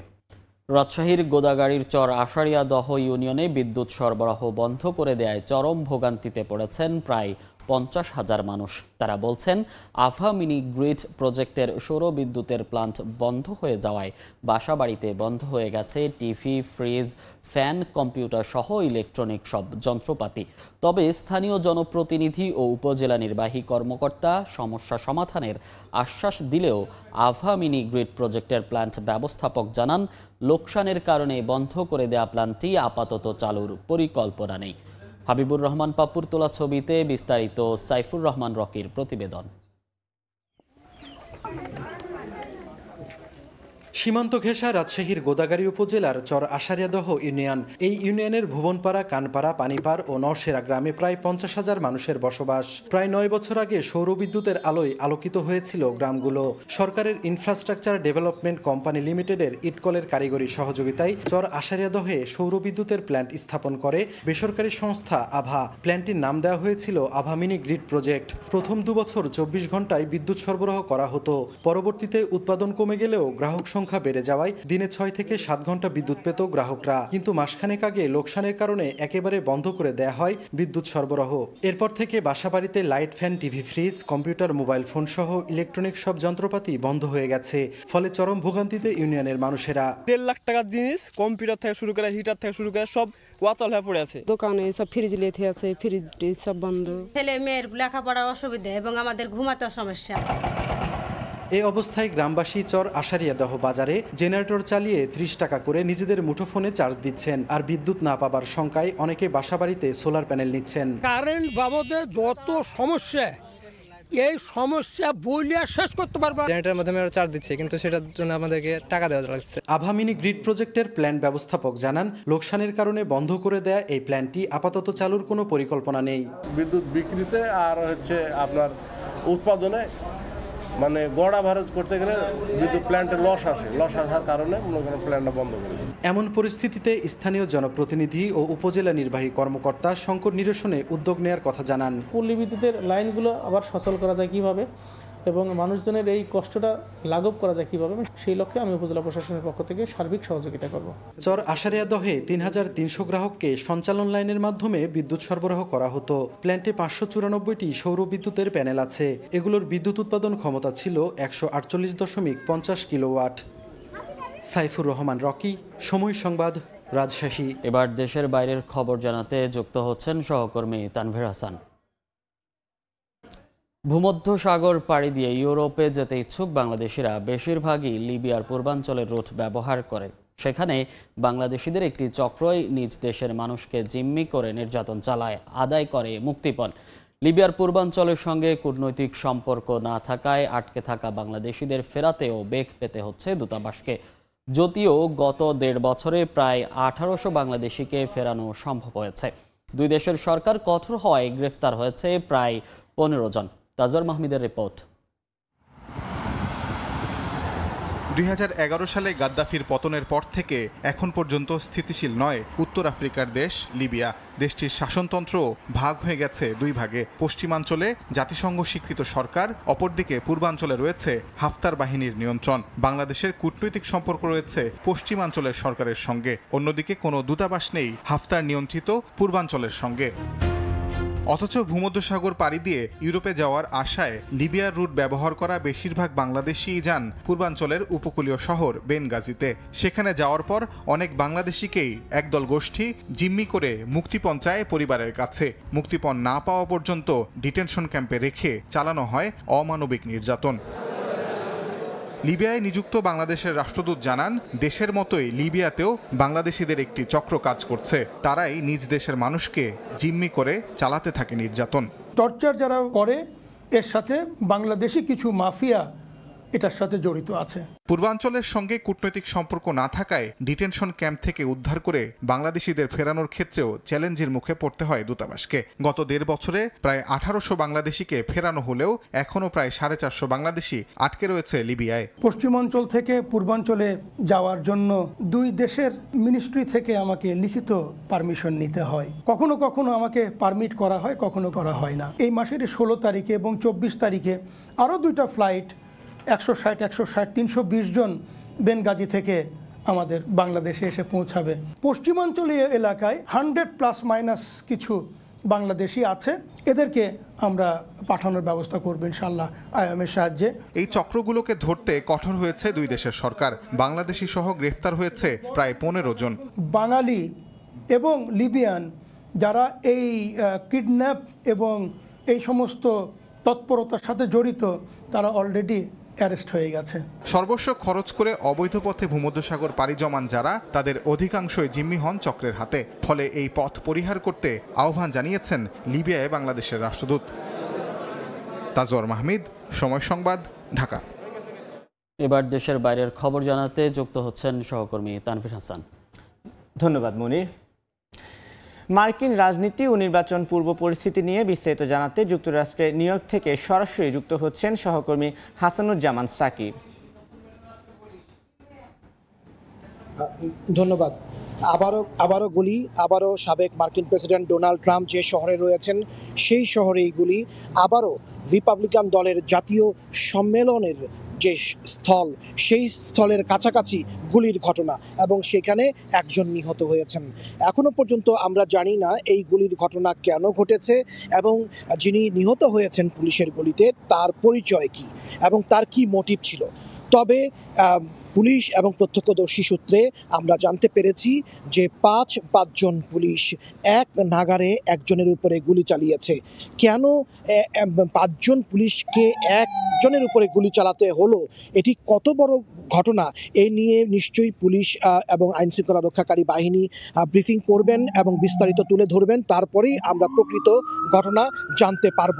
স্বভাবতই 4 দিন পর পেনসিলভেনিয়ার বাটলার শহরে ডোনাল্ড ট্রাম্পের উপর গুলির ঘটনার পর যখন রিপাবলিকান দলের জাতীয় কনভেনশনের 2 মাইল দূরত্বে যখন আবারও এই ঘটনা ঘটে, স্বভাবতই কিন্তু পুরো শহর জুড়ে আতঙ্ক ছড়িয়ে পড়ে এবং রিপাবলিকান দলের জাতীয় কনভেনশনে এসে যখন খবরটি পৌঁছায় স্বাভাবিকভাবে সেখানেও কিন্তু উদ্বেগ উৎকণ্ঠা বেড়ে যায় এবং নিরাপত্তা রক্ষায় নিয়োজিত যে বাহিনী তারা কিন্তু আরও বাড়তি নিরাপত্তা বেষ্টনী তৈরি করেন এবং তারপরে ডোনাল্ড ট্রাম্প একটি প্রতিক্রিয়া দিয়েছেন এবং সেখানে তিনি সামগ্রিকভাবে বন্দুক সহিংসতার ব্যাপারে কথা বলেছেন এবং বলেছেন যে অপরাধমূলক কর্মকাণ্ড সবাইকে নিয়ে ঐক্যবদ্ধভাবে সেটি করতে হবে। আমরা যতটুকু জেনেছি এখন পর্যন্ত উইসকনসিনের মিলাওকি শহরের ফিজার ফোরামের যে সভাস্থল সেখান থেকে 2 মাইলের দূরত্বে যে ঘটনাটি ঘটেছে সেইটি যে পুলিশ বাহিনী করেছে সেটি কিন্তু উইসকনসিনের পুলিশ নয়, মিলাওকির পুলিশ নয়, সেটি বাইরের অঙ্গরাজ্যের পুলিশ ছিল, অর্থাৎ ওহাইও অঙ্গরাজ্যের পুলিশ ছিল। আমরা ধারণা করছি যে যেহেতু সবচেয়ে অনিরাপদ এখন 2 জন ব্যক্তি, প্রেসিডেন্ট জো বাইডেন এবং সাবেক প্রেসিডেন্ট ডোনাল্ড ট্রাম্প, তারা দুজনেই 2 দলের এখন প্রেসিডেন্ট প্রার্থী। স্বভাবতই তারা যেখানে আছেন সেখানে নিরাপত্তা বেষ্টনী গড়ে তোলা দরকার এবং পেনসিলভেনিয়া এবং বাটলার শহরে ট্রাম্পের উপরে আততায়ীর গুলির ঘটনার পর স্বভাবতই আরও নিরাপত্তা বাড়ানোর প্রয়োজন হয়েছে এবং সেজন্য উইসকনসিন এবং মিলাওকির স্থানীয় প্রশাসন রিপাবলিকান দলের যে 4 দিনব্যাপী সম্মেলন চলছে তার 2য় দিন আজকে অতিবাহিত হলো, সেইখানে বাড়তি নিরাপত্তার জন্য বাইরের অঙ্গরাজ্য থেকেও আইনশৃঙ্খলা রক্ষাকারী বাহিনীকে নিয়ে আসা হয়েছিল। সেই বাইরের অঙ্গরাজ্য অর্থাৎ ওহাইও অঙ্গরাজ্যের পুলিশের গুলিতেই আজকে উইসকনসিনের মিলাওকি শহরের একটি আশ্রয় কেন্দ্রের যিনি আশ্রিত ছিলেন সেরকম একজন নিহত হয়েছেন। এইটি যখন স্থানীয় জনসাধারণ শোনেন যে বাইরের অঙ্গরাজ্য থেকে পুলিশের গুলিতে তাদের শহরের বসবাস করা একজন বাসিন্দা নিহত হয়েছেন, এই ঘটনার পরে কিন্তু একটু উত্তেজনা ছড়ায়, একটু ক্ষোভ ছড়িয়ে পড়ে এবং এই ঘটনায় স্থানীয় বাসিন্দারা কিন্তু নিন্দা জানিয়েছেন। এখনো পর্যন্ত আমরা জানি না যে এই ঘটনার পেছনের কারণ কি। আমরা আশা করছি আইন শৃঙ্খলা রক্ষাকারী বাহিনী সেটি অবশ্যই অতি দ্রুত জনসাধারণের উদ্দেশ্যে জানাবে। অপরদিকে যে আমার সহকর্মী রিপোর্টটি করেছেন যে পেনসিলভেনিয়ার বাটলার শহরে ট্রাম্পের উপরে আততায়ীর ঘটনা, সেখানে সেটিকে ঘিরে তার নিরাপত্তা কি যথেষ্ট ছিল, এ নিয়ে কিন্তু নানান রকম প্রশ্ন এখন দেখা দিয়েছে। সাবেক প্রেসিডেন্ট এবং বর্তমান প্রেসিডেন্টের নিরাপত্তা দিয়ে থাকেন সিক্রেট সার্ভিস, আইন শৃঙ্খলা রক্ষাকারী বাহিনী। সেই সিক্রেট সার্ভিসের ভূমিকা নিয়ে কিন্তু এখন প্রশ্ন দেখা দিয়েছে। মাত্র কয়েক মিটার দূরত্বে যে ভবনটি ছিল, যেই ভবন থেকে গুলি করা হয়েছে, সেই ভবনটি কেন নিরাপত্তা তল্লাশির বাইরে ছিল, কেন সেটি নিরাপত্তা তল্লাশি চালানো হয়নি, এইসব নিয়ে কিন্তু এখন নানান রকম প্রশ্ন উঠছে এবং কংগ্রেসে এই সিক্রেট সার্ভিসের প্রধানকে তলব করা হয়েছে।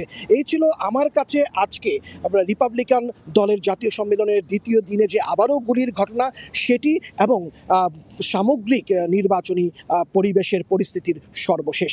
আপনাকে ধন্যবাদ। হাসানুজ্জামান সাকি, সময় সংবাদ, যুক্তরাষ্ট্র। এতক্ষণ সরাসরি যুক্ত ছিলাম যুক্তরাষ্ট্রের নিউ ইয়র্কে। ট্রাম্পকে যুক্তরাষ্ট্রের হিটলার বলা জেডি ভ্যান্সকে নিজের রানিং মেট হিসেবে ঘোষণা দিলেন সাবেক এই মার্কিন প্রেসিডেন্ট। একসময় নিজেকে ট্রাম্প বিরোধী হিসেবে পরিচয় দিতেন ভ্যান্স, যদিও পরবর্তীতে তার সমালোচনার জন্য ক্ষমা চেয়ে ট্রাম্পের সমর্থন আদায় করেন তিনি। এদিকে মার্কিন প্রেসিডেন্ট জো বাইডেন ভ্যান্সকে ট্রাম্পের ক্লোন হিসেবে আখ্যা দিয়েছেন। অন্যদিকে মার্কিন জনগণের উপর বাইডেনের মতো একজন অক্ষম প্রেসিডেন্টকে চাপিয়ে দেওয়ার চেষ্টা চলছে বলে অভিযোগ করেন Vance. I'm definitely not going to vote for Trump because I think that he's projecting very যিনি একসময় ছিলেন ট্রাম্পের কট্টর সমালোচক, ট্রাম্পকে যুক্তরাষ্ট্রের হিটলার হিসেবেও আখ্যা দিয়েছিলেন, সেই জেডি ভ্যান্সকেই নিজের রানিং মেট হিসেবে ঘোষণা দিলেন সাবেক এই মার্কিন প্রেসিডেন্ট। 2016 সালে ট্রাম্পের সমালোচনা করে সামাজিক যোগাযোগ মাধ্যমে পোস্ট করেন ওহাইওর সিনেটর জেডি ভ্যান্স। এরপর থেকে বিভিন্ন সময়ে ট্রাম্পের বিরুদ্ধে তোপ দাগেন এই রাজনীতিক। নিজেকে একজন ট্রাম্প বিরোধী হিসেবে পরিচয় দিতেন তিনি, কিন্তু নাটকীয়ভাবে আসন্ন প্রেসিডেন্ট নির্বাচনে ভাইস প্রেসিডেন্ট হিসেবে 39 বছর বয়সী এই ভ্যান্সকেই বেছে নিলেন ট্রাম্প। 2016 সালে প্রকাশিত হয় ভ্যান্সের স্মৃতিকথা হিলিবিলি এলিজি। এ বই তাকে দেশ জুড়ে খ্যাতি এনে দেয়। একই বছর ছিল মার্কিন প্রেসিডেন্ট নির্বাচন। সে সময় এক সাক্ষাৎকারে ভ্যান্স বলেন তিনি কখনোই ট্রাম্পকে ভোট দেবেন না। তবে কয়েক বছরের মধ্যেই ট্রাম্পকে নিয়ে ভ্যান্সের মনোভাব বদলে যায়। কট্টর সমালোচক থেকে শুভাকাঙ্ক্ষী বনে যান তিনি, হয়ে ওঠেন ট্রাম্পের ঘনিষ্ঠ মিত্রদের একজন। 2022 সালে প্রথমবারের মতো ভ্যান্স নির্বাচিত হন সিনেটর হিসেবে। তবে ট্রাম্পের সমালোচনা করার রেকর্ড ওই সময় নির্বাচনী লড়াইয়ে ভ্যান্সকে বেশ ভোগায়। তিনি ট্রাম্পকে নিয়ে আগের মন্তব্যগুলোর জন্য ক্ষমা চান, সক্ষম হন তার সমর্থন আদায়ে। পরিবর্তিত এ অবস্থান ভোটের লড়াইয়ে জয় পেতে তাকে সহায়তা করে। সিনেটর নির্বাচিত হওয়ার পর রিপাবলিকান পার্টির শীর্ষ রাজনীতিতে ক্রমেই উত্থান ঘটে তার।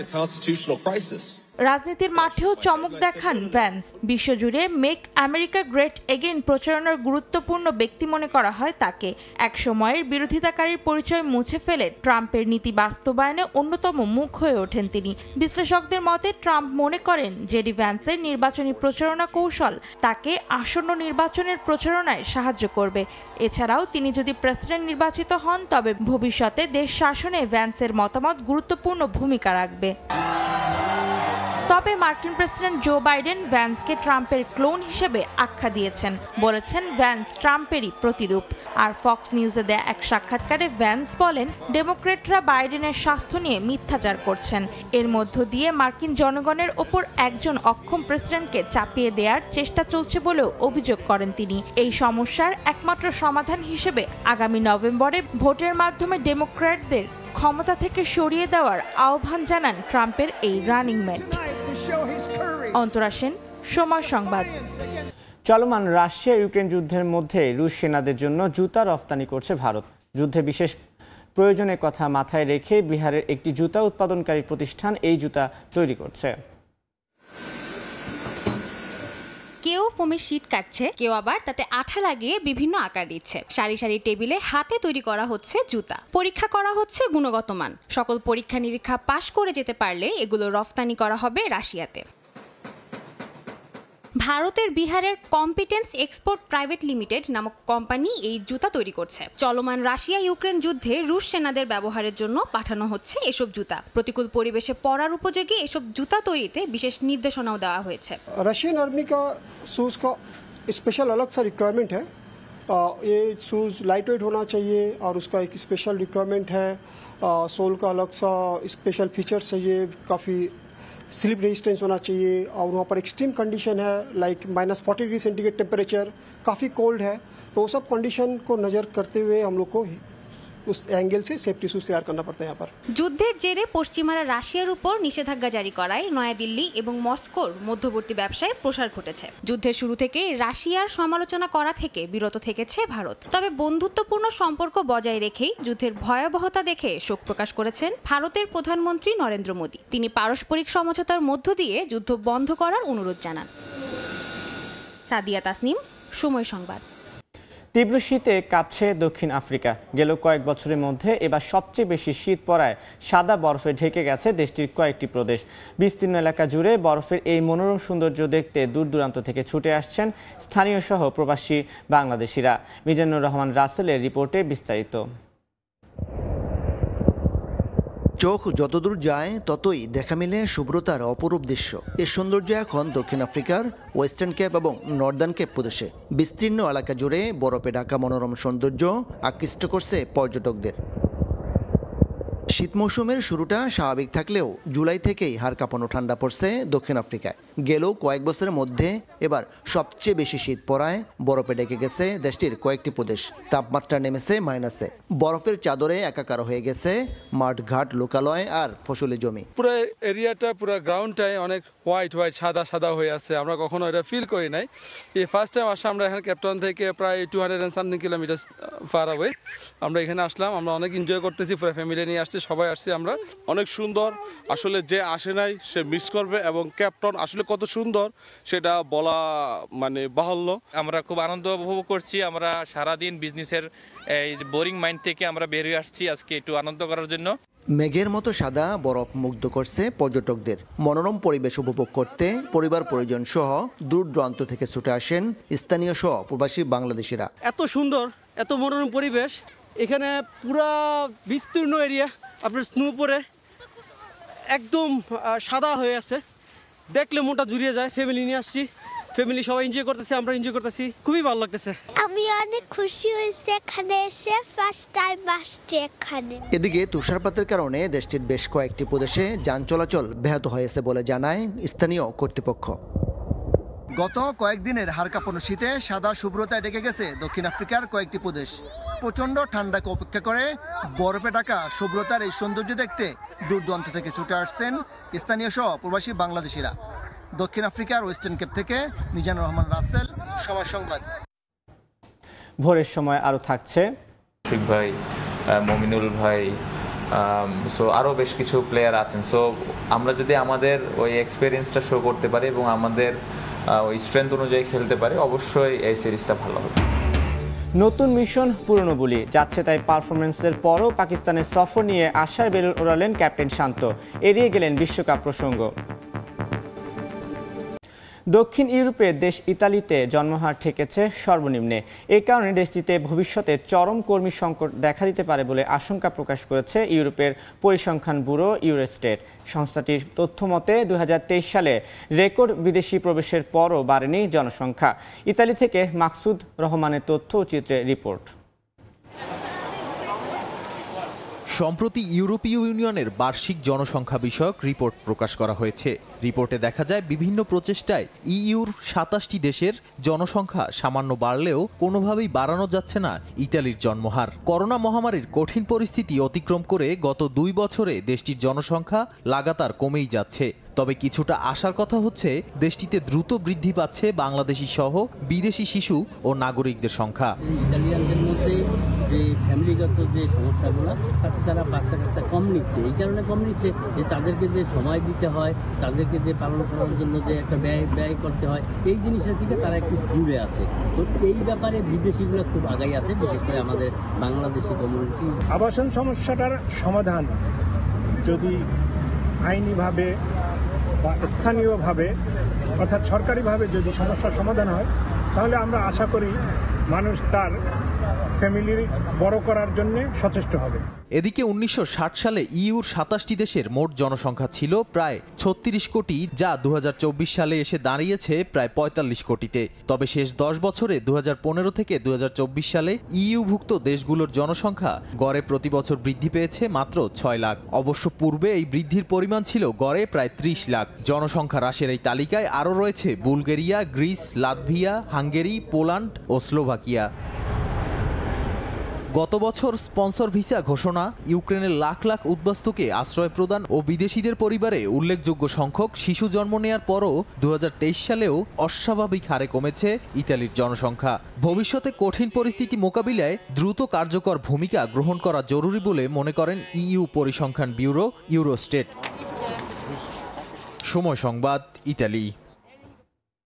চলতি মাসে ফ্রান্সের রাজধানী প্যারিসে শুরু হচ্ছে গ্রীষ্মকালীন অলিম্পিক গেমস 2024। আয়োজক হিসেবে নানা প্রস্তুতি নিচ্ছে শহরটি। প্যারিসের পাশ দিয়ে বয়ে চলা সিন নদীকে নির্ধারণ করা হয়েছে সাঁতারের জন্য। বৃষ্টির পানির পাশাপাশি শহরের অপরিশোধিত পানি সিন নদীতে নিষ্কাশন করা হয়। প্রশ্ন উঠেছে, এই নদীর পানি সাঁতারুদের জন্য নিরাপদ হবে কিনা তা নিয়ে। আর মাত্র কয়েকদিনের অপেক্ষা, ফ্রান্সের রাজধানী প্যারিসে অনুষ্ঠিত হতে যাচ্ছে গ্রীষ্মকালীন অলিম্পিক গেমস 2024। এই ক্রীড়া প্রতিযোগিতা চলবে 26 জুলাই থেকে 11 আগস্ট পর্যন্ত। গেমসের জনপ্রিয় ইভেন্ট ট্রায়ালথন ও ম্যারাথন সাঁতার অনুষ্ঠিত হবে প্যারিস শহরের পাশ দিয়ে বয়ে চলা সিন নদীতে। ঐতিহাসিক এই জলপথে প্রায় 100 বছরেরও বেশি সময় সাঁতার নিষিদ্ধ ছিল। নদীটিতে অপরিশোধিত পানি নিষ্কাশনের কারণে প্রশ্ন উঠেছে এখানে সাঁতার কাটা নিরাপদ হবে কিনা তা নিয়ে। নদীটিকে পরিষ্কার করার দীর্ঘ প্রচেষ্টা সত্ত্বেও সাম্প্রতিক সময়ে এ নদীর পানি মানুষের জন্য অনিরাপদ হিসেবে প্রমাণ পাওয়া গেছে। জানা যায় নদীটিতে বৃষ্টির পানি প্রবেশ করার রাস্তা তৈরির জন্য 1.4 বিলিয়ন ইউরো খরচ করেছে ফ্রান্স কর্তৃপক্ষ।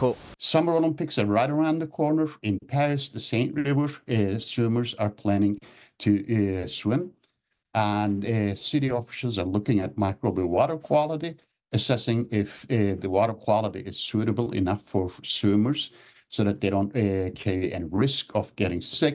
অন্যান্য অনেক পুরনো শহরের মতোই প্যারিসে সংযুক্ত নর্দমা ব্যবস্থা রয়েছে, যেখানে বৃষ্টি এবং ময়লা পানি একই পথ দিয়ে প্রবাহিত হয়।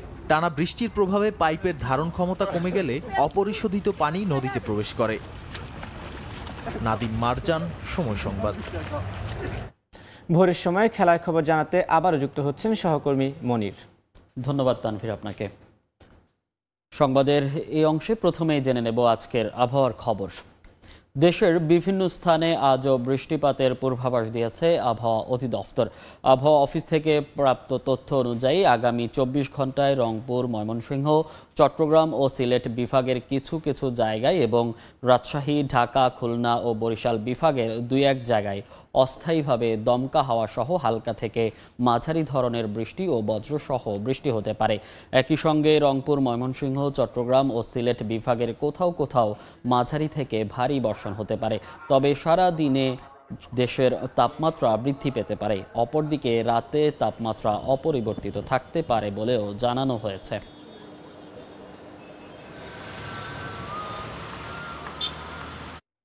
এবার জানাবো ট্রাফিক আপডেট। আজ রাজধানীর ট্রাফিক পরিস্থিতি সম্পর্কে জানাতে এই মুহূর্তে রাজধানীর বিজয় সরণি আছেন রিপোর্টার উম্মেহানি। সরাসরি যাচ্ছি তার কাছে। আজ সরকারি ছুটির দিন এবং সে কারণেই আজ সকাল থেকে কিন্তু রাস্তাঘাটে গাড়ির চাপ কিছুটা কম। আমি এখন দাঁড়িয়ে আছি বিজয় সরণিতে এবং এখানে কিন্তু ভোর থেকে এখন পর্যন্ত গাড়ির চাপ অনেকটাই কিন্তু কম দেখতে পাচ্ছি। আর একটু বলে রাখি, আজ যেহেতু পবিত্র আশুরা, সে উপলক্ষে প্রতিবারই ঢাকার বিভিন্ন স্থানে তাজিয়া মিছিল বের হয়, যার প্রথম পর্বের কিন্তু আনুষ্ঠানিকতা কিন্তু মধ্যরাত থেকে শুরু হয়েছে এবং আজ সকাল সকাল থেকে দ্বিতীয় পর্ব অর্থাৎ তাজিয়া মিছিল থাকার কথা রয়েছে। সে কারণে কিন্তু আজকে বেলা বাড়ার সাথে সাথে রাস্তায় কিছুটা গাড়ির চাপ বাড়তে পারে।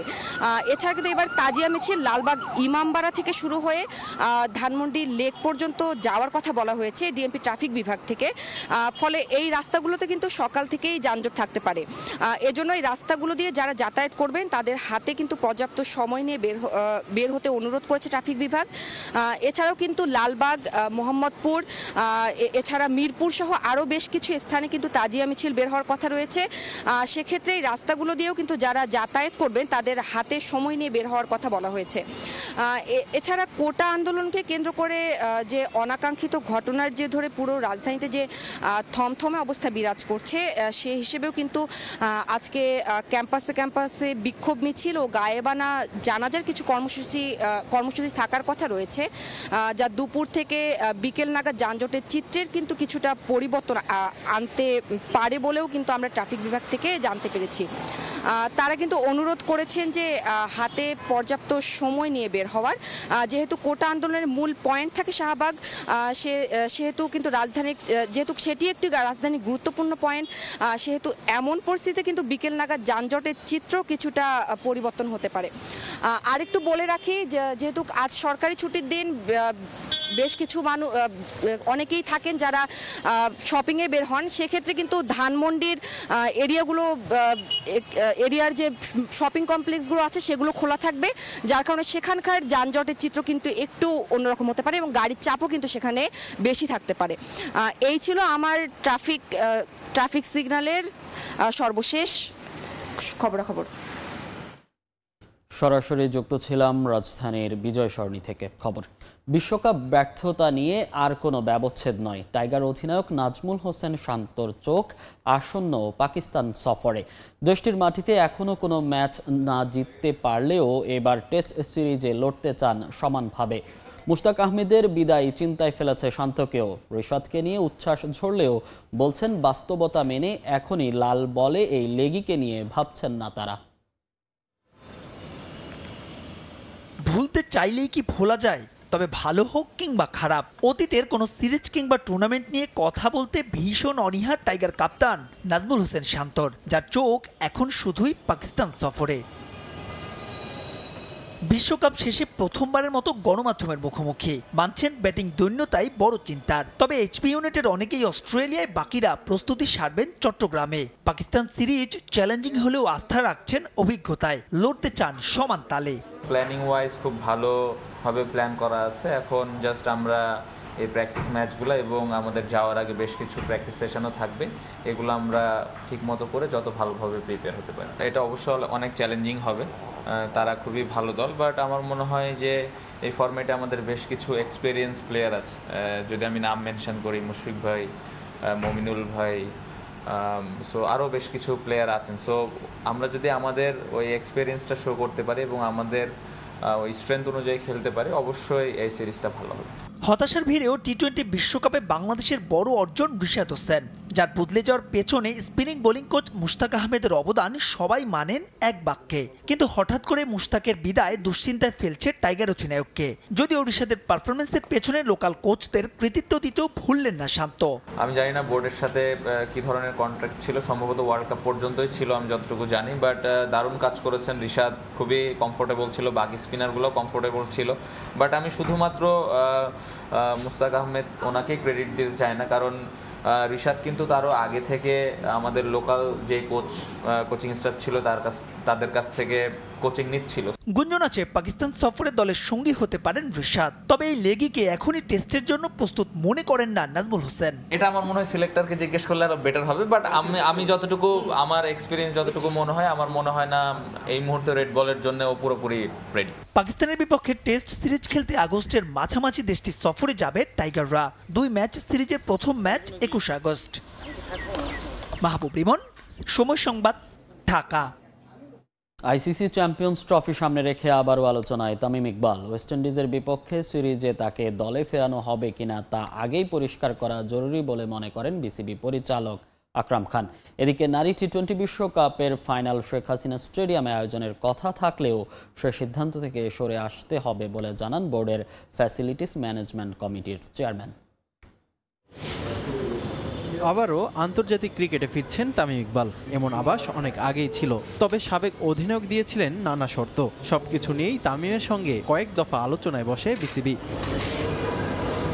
বিশ্বকাপ পর্ব শেষ করে এবার টাইগারদের মিশন চ্যাম্পিয়ন্স ট্রফি। তার আগে ওয়েস্ট ইন্ডিজের বিপক্ষে 3টি ওয়ানডে ম্যাচ খেলবে লাল সবুজরা। চ্যাম্পিয়ন্স ট্রফি সহ উইন্ডিজ সিরিজে সাবেক অধিনায়ককে ফেরাতে চলছে আলোচনা। তবে এ নিয়ে এখন পর্যন্ত কোনো সিদ্ধান্তে পৌঁছাতে পারেনি বোর্ড। তাই দ্রুত এ বিষয়ে দুপক্ষের অবস্থান পরিষ্কার করা জরুরি বলে মনে করছেন বোর্ড পরিচালক। পাশাপাশি পাকিস্তান সিরিজের চ্যালেঞ্জ নিয়েও কথা বলেন সাবেক এই অধিনায়ক। তামিম কি চাচ্ছে, সে খেলবে কি খেলবে না, সে যদি খেলবে এবং বোর্ডে আমাদের জালাল ভাই আছেন, উনি যদি আলাপ আলোচনা করে যদি একটা সিদ্ধান্তে চলে আসে তাহলে এটা দেশের জন্য ভালো হবে, আপনার ক্রিকেটের জন্য ভালো হবে। বাংলাদেশে তো কোয়ালিটি মানের প্লেয়ারের সংখ্যা অনেক কম, তো আমার মনে যত তাড়াতাড়ি এই প্রবলেমটা সলভ হবে সেটা ক্রিকেটের জন্য ভালো হবে। পাকিস্তানে কিন্তু কোয়ালিটি প্লেয়ার অনেক আছে এবং বেশি সংখ্যক কিন্তু কোয়ালিটি বলার আছে, সেটা কিন্তু আমাদের ব্যাটসম্যানদের জন্য একটা থ্রেট। চলতি বছর বাংলাদেশে বসবে মেয়েদের টি-20 বিশ্বকাপ। এই ইভেন্টের ফাইনাল ও আগামী বছর ছেলেদের এশিয়া কাপের ফাইনাল নির্মাণাধীন শেখ হাসিনা স্টেডিয়ামে আয়োজনের পরিকল্পনা ছিল বিসিবির। তবে কাজের ধীরগতির কারণে সে সিদ্ধান্ত থেকে সরে আসতে হবে বলে জানিয়েছেন আকরাম খান। লাস্ট যে বোর্ড মিটিং হয়েছে সেখানে তো আমরা সব বোর্ড ডাইরেক্টররা অ্যাপ্রুভাল দিয়েছেন, তো মোস্ট প্রবাবলি আমরা সপ্তাহখানেকের মধ্যে এটা টেন্ডারে চলে যাবে, তারপর তো আপনার কাজ শুরু হয়ে যাবে। মাঠ তো রেডি আছে, আপনার যে ওখানে তো খেলা হচ্ছে মানে সাইডে যেটা হচ্ছে, বাট আমার মনে হয় এটা বোর্ডের সিদ্ধান্ত, বোর্ড কী নিবে। বাট আমাদের প্ল্যান ছিল যে এখানে ফাইনাল হোক এশিয়া কাপের, বাট এশিয়া কাপেরটা এই 2 বছরে আমার মনে হয় সম্ভব হবে না, যেহেতু প্রচুর লোক আসবে আপনার যে এশিয়া কাপের ফাইনাল যদি হয়, তো সেটা মোস্ট প্রবাবলি আপনার ঢাকা স্টেডিয়ামে আমরা করতে হবে আমাদেরকে। বিসিবির mega project Sheikh Hasina international cricket স্টেডিয়ামের উইকেট তৈরির জন্য 2 বছরের চুক্তিতে নিয়োগ দেওয়া হয়েছিল অস্ট্রেলিয়ান টনি হ্যামিংকে। তবে 1 বছর না যেতেই অভিজ্ঞ কিউরেটরের দায়িত্ব থেকে সরে দাঁড়ানো বড় ধাক্কা বিসিবির জন্য। এখন তাড়াহুড়ো না করে সময় নিয়েই হ্যামিং এর মতো অভিজ্ঞ কারো সন্ধানে বোর্ড। ওনার রিপুটেশন অনেক ভালো ছিল, বাট ওনার ব্যক্তিগত কারণ হোক অন্য কারণ হোক, উনি যেহেতু আমরা ওনাকে পাইনি এখন, তাহলে আমরা ইনশাআল্লাহ ওনাকে যেভাবে এনেছি আমরা চেষ্টা করব ওনার মতো আরেকটা নিয়ে আসতে, বাট এটা একটা সময়ের ব্যাপার। বিসিবির ব্যবস্থাপনা নিয়ে সমালোচনা করে হঠাৎ চাকরি ছেড়েছেন টনি হ্যামিং। হুট করে তার মতো প্রোফাইলের কাউকে আদৌ পাওয়া যাবে কিনা তা নিয়ে রয়েছে শঙ্কা। রিফাতুল ইসলাম মিরন, সময় সংবাদ, ঢাকা।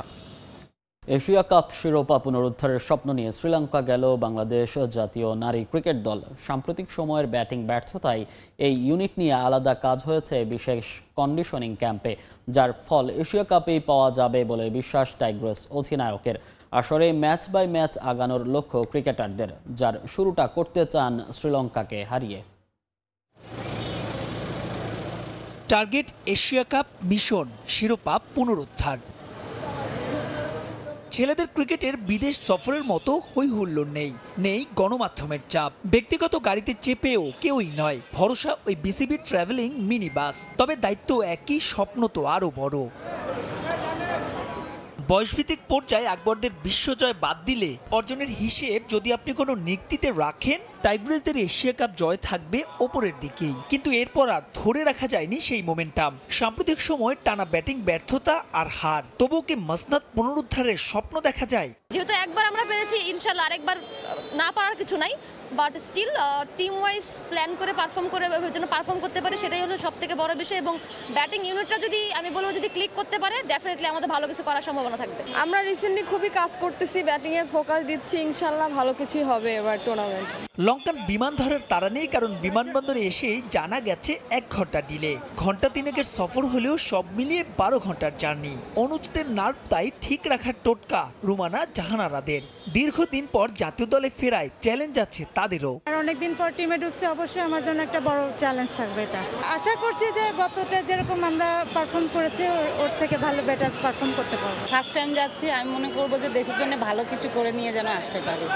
20 জুলাই ডাম্বুলায় স্বাগতিক দলের বিপক্ষে ম্যাচ দিয়ে শুরু হবে টাইগ্রেসদের এশিয়া কাপ মিশন। অবশ্য তার আগে খেলার সুযোগ নেই কোনো প্রস্তুতি ম্যাচ। হিসেব বলছে লঙ্কাকে হারাতে পারলে সেমিতে অপেক্ষা করবে পাকিস্তান। মাহবুব রিমন, সময় সংবাদ, ঢাকা। দেশের ফুটবল প্রসঙ্গ। সফলতার ধারাবাহিকতায় ঢাকার বাইরে নতুন করে আরও 3টি একাডেমি চালু করতে যাচ্ছে ফুটবল ফেডারেশন। 2টি বয়সসীমা লক্ষ্য করে রাজশাহী, খুলনা ও সিলেট বিভাগে পরিচালিত হবে একাডেমিগুলো। ফুটবলারদের সঠিক পরিচর্যায় গড়ে তুলতে একাডেমিগুলোতে মানসম্মত কোচরা কাজ করবেন বলে নিশ্চিত করেছেন বাফুফে ডেভেলপমেন্ট কমিটির চেয়ারম্যান আতাউর রহমান ভূঁইয়া মানিক।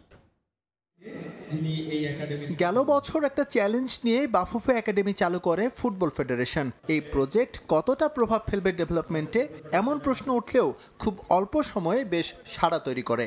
সেই সফলতার ধারাবাহিকতায় এবার ঢাকার বাইরে একই কার্যক্রম হাতে নিয়েছে বাফুফে।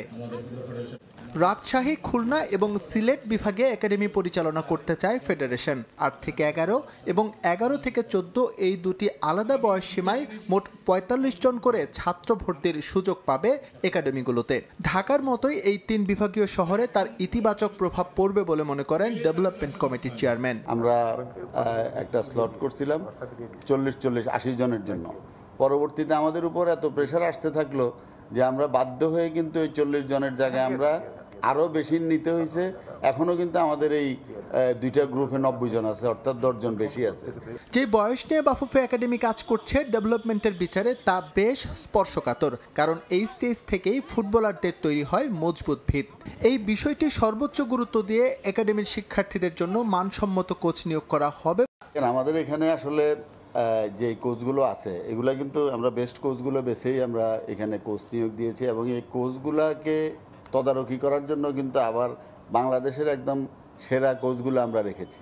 যেমন আপনারা জানেন যে কোচগুলা আমাদের বিপিএলে সবচেয়ে বড় টিমগুলোকে যারা কোচিং দিচ্ছে তাদেরকে আমরা রেখেছি, এদেরকে আবার একটু ট্রেন্ড আপ করার জন্য। একটি দেশের ফুটবল ডেভেলপমেন্টে একাডেমির বিকল্প নেই। সঠিক পরিকল্পনায় বাফুফের এই একাডেমি লম্বা সময় পরিচালনা করা সম্ভব হলে এখান থেকেই আগামীর ফুটবলার বেরিয়ে আসবে বলে মনে করেন একাডেমির ব্র্যান্ড অ্যাম্বাসেডর প্রখ্যাত নাট্য অভিনেতা Zahid Hasan. School to college, ওই স্কুলে ভর্তি হওয়ার জন্য সহজ হয়। আপনি বাইরের স্কুলে পড়বেন, আবার কলেজে ভর্তি হওয়ার জন্য ফাইট দিবেন, খুব মুশকিল হয়। যখন এই ফুটবল একাডেমির একটা ছোট ছোট দিকে আর একটু বড় হবে, এলিট একাডেমি, তারপরে যে ন্যাশনাল একাডেমি, রাস্তা কিন্তু একটাই। এর জন্য সবার সহযোগিতা দরকার। আমরা তো একটা জায়গায় স্থবির হয়ে গেছি, আমরা ফোকাস চলে গেছে অন্য জায়গায়। ফুটবলটাকে একটা ফুটবল একটা কেমন যেন একটা নেগেটিভ অ্যাটিটিউড হয়ে গেছে। সবাই মিলে যদি চিন্তা করি, এবং আমি আসলে স্বপ্ন দেখি রাজশাহী, খুলনা এবং সিলেট বিভাগে একসঙ্গে আগামী 1 আগস্ট থেকে শুরু হবে বাফুফে একাডেমির কার্যক্রম। এসএম ইকবাল, সময় সংবাদ, ঢাকা। এবার দেশের বাইরের ফুটবল। কোপা জয়ী আর্জেন্টিনা ফুটবল দলকে রাজসিক সংবর্ধনায় বরণ করে নিল দেশের সমর্থকরা। ফাইনাল শেষে দেশে ফিরে এ সংবর্ধনা পেয়েছেন মেসি, ডি মারিয়ারা। তাদের বরণে এজইজা বিমানবন্দরে রাতভর অপেক্ষা করেন সমর্থকরা। এ সময় আকাশী নীল জয়শ্রী পরে ব্যানার ফেস্টুন নিয়ে হিরোদের স্বাগত জানান তারা। পরে বিমানবন্দর থেকে আর্জেন্টিনা ফুটবল ফেডারেশনের কার্যালয়ে নিয়ে যাওয়া হয় খেলোয়াড়দের। এই অবস্থাটা এখন আর নতুন নয় আর্জেন্টিনার জন্য। গত 3 বছরে 4 বার এমন অভিজ্ঞতা হয়েছে তাদের। রাতভর অপেক্ষা, নায়কদের আগমন, তারপর তাদের রাজসিক সংবর্ধনা। এ যেন পুরনো নাটকের বারবার মঞ্চায়ন। তবে এত কিছুর পরও এই অপেক্ষায় কোনো ক্লান্তি নেই, কারণ রেকর্ড 16তম কোপা জিতে দেশে ফিরেছেন সোনার ছেলেরা। তাদের বরণে তাই নেই কোনো কমতি। বুয়েনোস আয়ার্সের এইজাজ আন্তর্জাতিক বিমানবন্দর থেকে ফুটবল ফেডারেশন কার্যালয় যেন মানুষের সমুদ্র। চারদিকে হর্ষধ্বনি, দুনিয়ার কাছে নিজেদের চ্যাম্পিয়ন হিসেবে আরও একবার জানান দেয়া। বিমানবন্দর থেকে এফএ কার্যালয়ে যাওয়ার পথটুকু কম নয়, তবে গণমানুষের জোয়ারে ভেসে তা যেন মেসিদের কেটে গেল চোখের পলকে।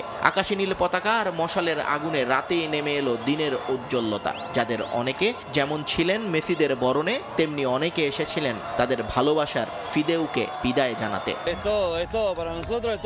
আমরা তাদের দেখতে মায়ামি যেতে পারিনি, তাই এখানে এসেছি হিরোদের বরণ করে নিতে। আমরা সারা রাত ওবেলিস্কে উৎসব করেছি, এখন তাদের সঙ্গে নিয়ে আনন্দে মাতবো। আমি ফিদেওকে বিদায় জানাতে এসেছি। পুরো দুনিয়ার কাছে তিনি ডি মারিয়া, কিন্তু আমাদের কাছে তিনি ভালোবাসার ফিদেও। তাকে বিদায় জানানোর এর চেয়ে ভালো সময় আর হতে পারে না। এদিকে রাত শেষে ভোর হলেও কোপা চ্যাম্পিয়নদের ভালোবাসা জানাতে ভোলেননি আর্জেন্টাইন সাধারণ মানুষ। পত্রিকার প্রথম পাতাগুলো ভরে আছে মেসিদের নায়কোচিত পারফরমেন্সের প্রশংসাবাণীতে। জনসাধারণের দাবি, দেশের এই আর্থিক সংকটে যখন মানুষ বেঁচে থাকার শেষ আশাটাও ভুলে যাচ্ছিল, তখন কোপার এই শিরোপা তাদের নতুন করে বাঁচতে শেখাবে। এ দলটাও আমাদের দেশের মানুষের মতো অনেক লড়াই করেছে, এখন তারা ফল পেতে শুরু করেছে। আমরা খুবই খুশি, আশা করব দেশের মানুষ এখান থেকে নিজেদের উজ্জীবিত করবে এবং সামনের দিকে এগিয়ে যাবে। আপনি ডি মারিয়া আর মেসিকে দেখুন, এরা কত কটূক্তি, কত সমালোচনা সহ্য করেছে, কিন্তু আজ তারাই আমাদের নায়ক। একটাই জীবন, এখানে কোনো কিছুই শেষ নয়। আপনি নতুন করে শুরু করুন, কেউ না কেউ আপনার পাশে এসে দাঁড়াবেই। ওবেলিস্ক স্কয়ারে আরো বড় সংবর্ধনার আয়োজন করছে আর্জেন্টিনা ফুটবল ফেডারেশন। নিয়ন মুহাইমিন, সময় সংবাদ। এই পর্যায়ে শীর্ষ সংবাদগুলো জানিয়ে দিচ্ছি আরেকবার। হাই হোসেন ধ্বনিতে মুখর ইমামবাড়া, পবিত্র আশুরার রাতে ভক্তদের মাতম। নীলফামারীর সৈয়দপুরে নানা আয়োজন, রাজধানীতে তাজিয়া মিছিল ঘিরে কঠোর নিরাপত্তা।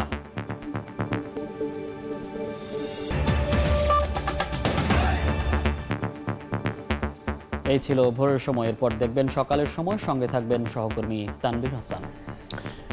ধন্যবাদ মনির। সকালের সময় নিয়ে ফিরছি কিছুক্ষণ পর, সঙ্গে থাকুন সময়ের।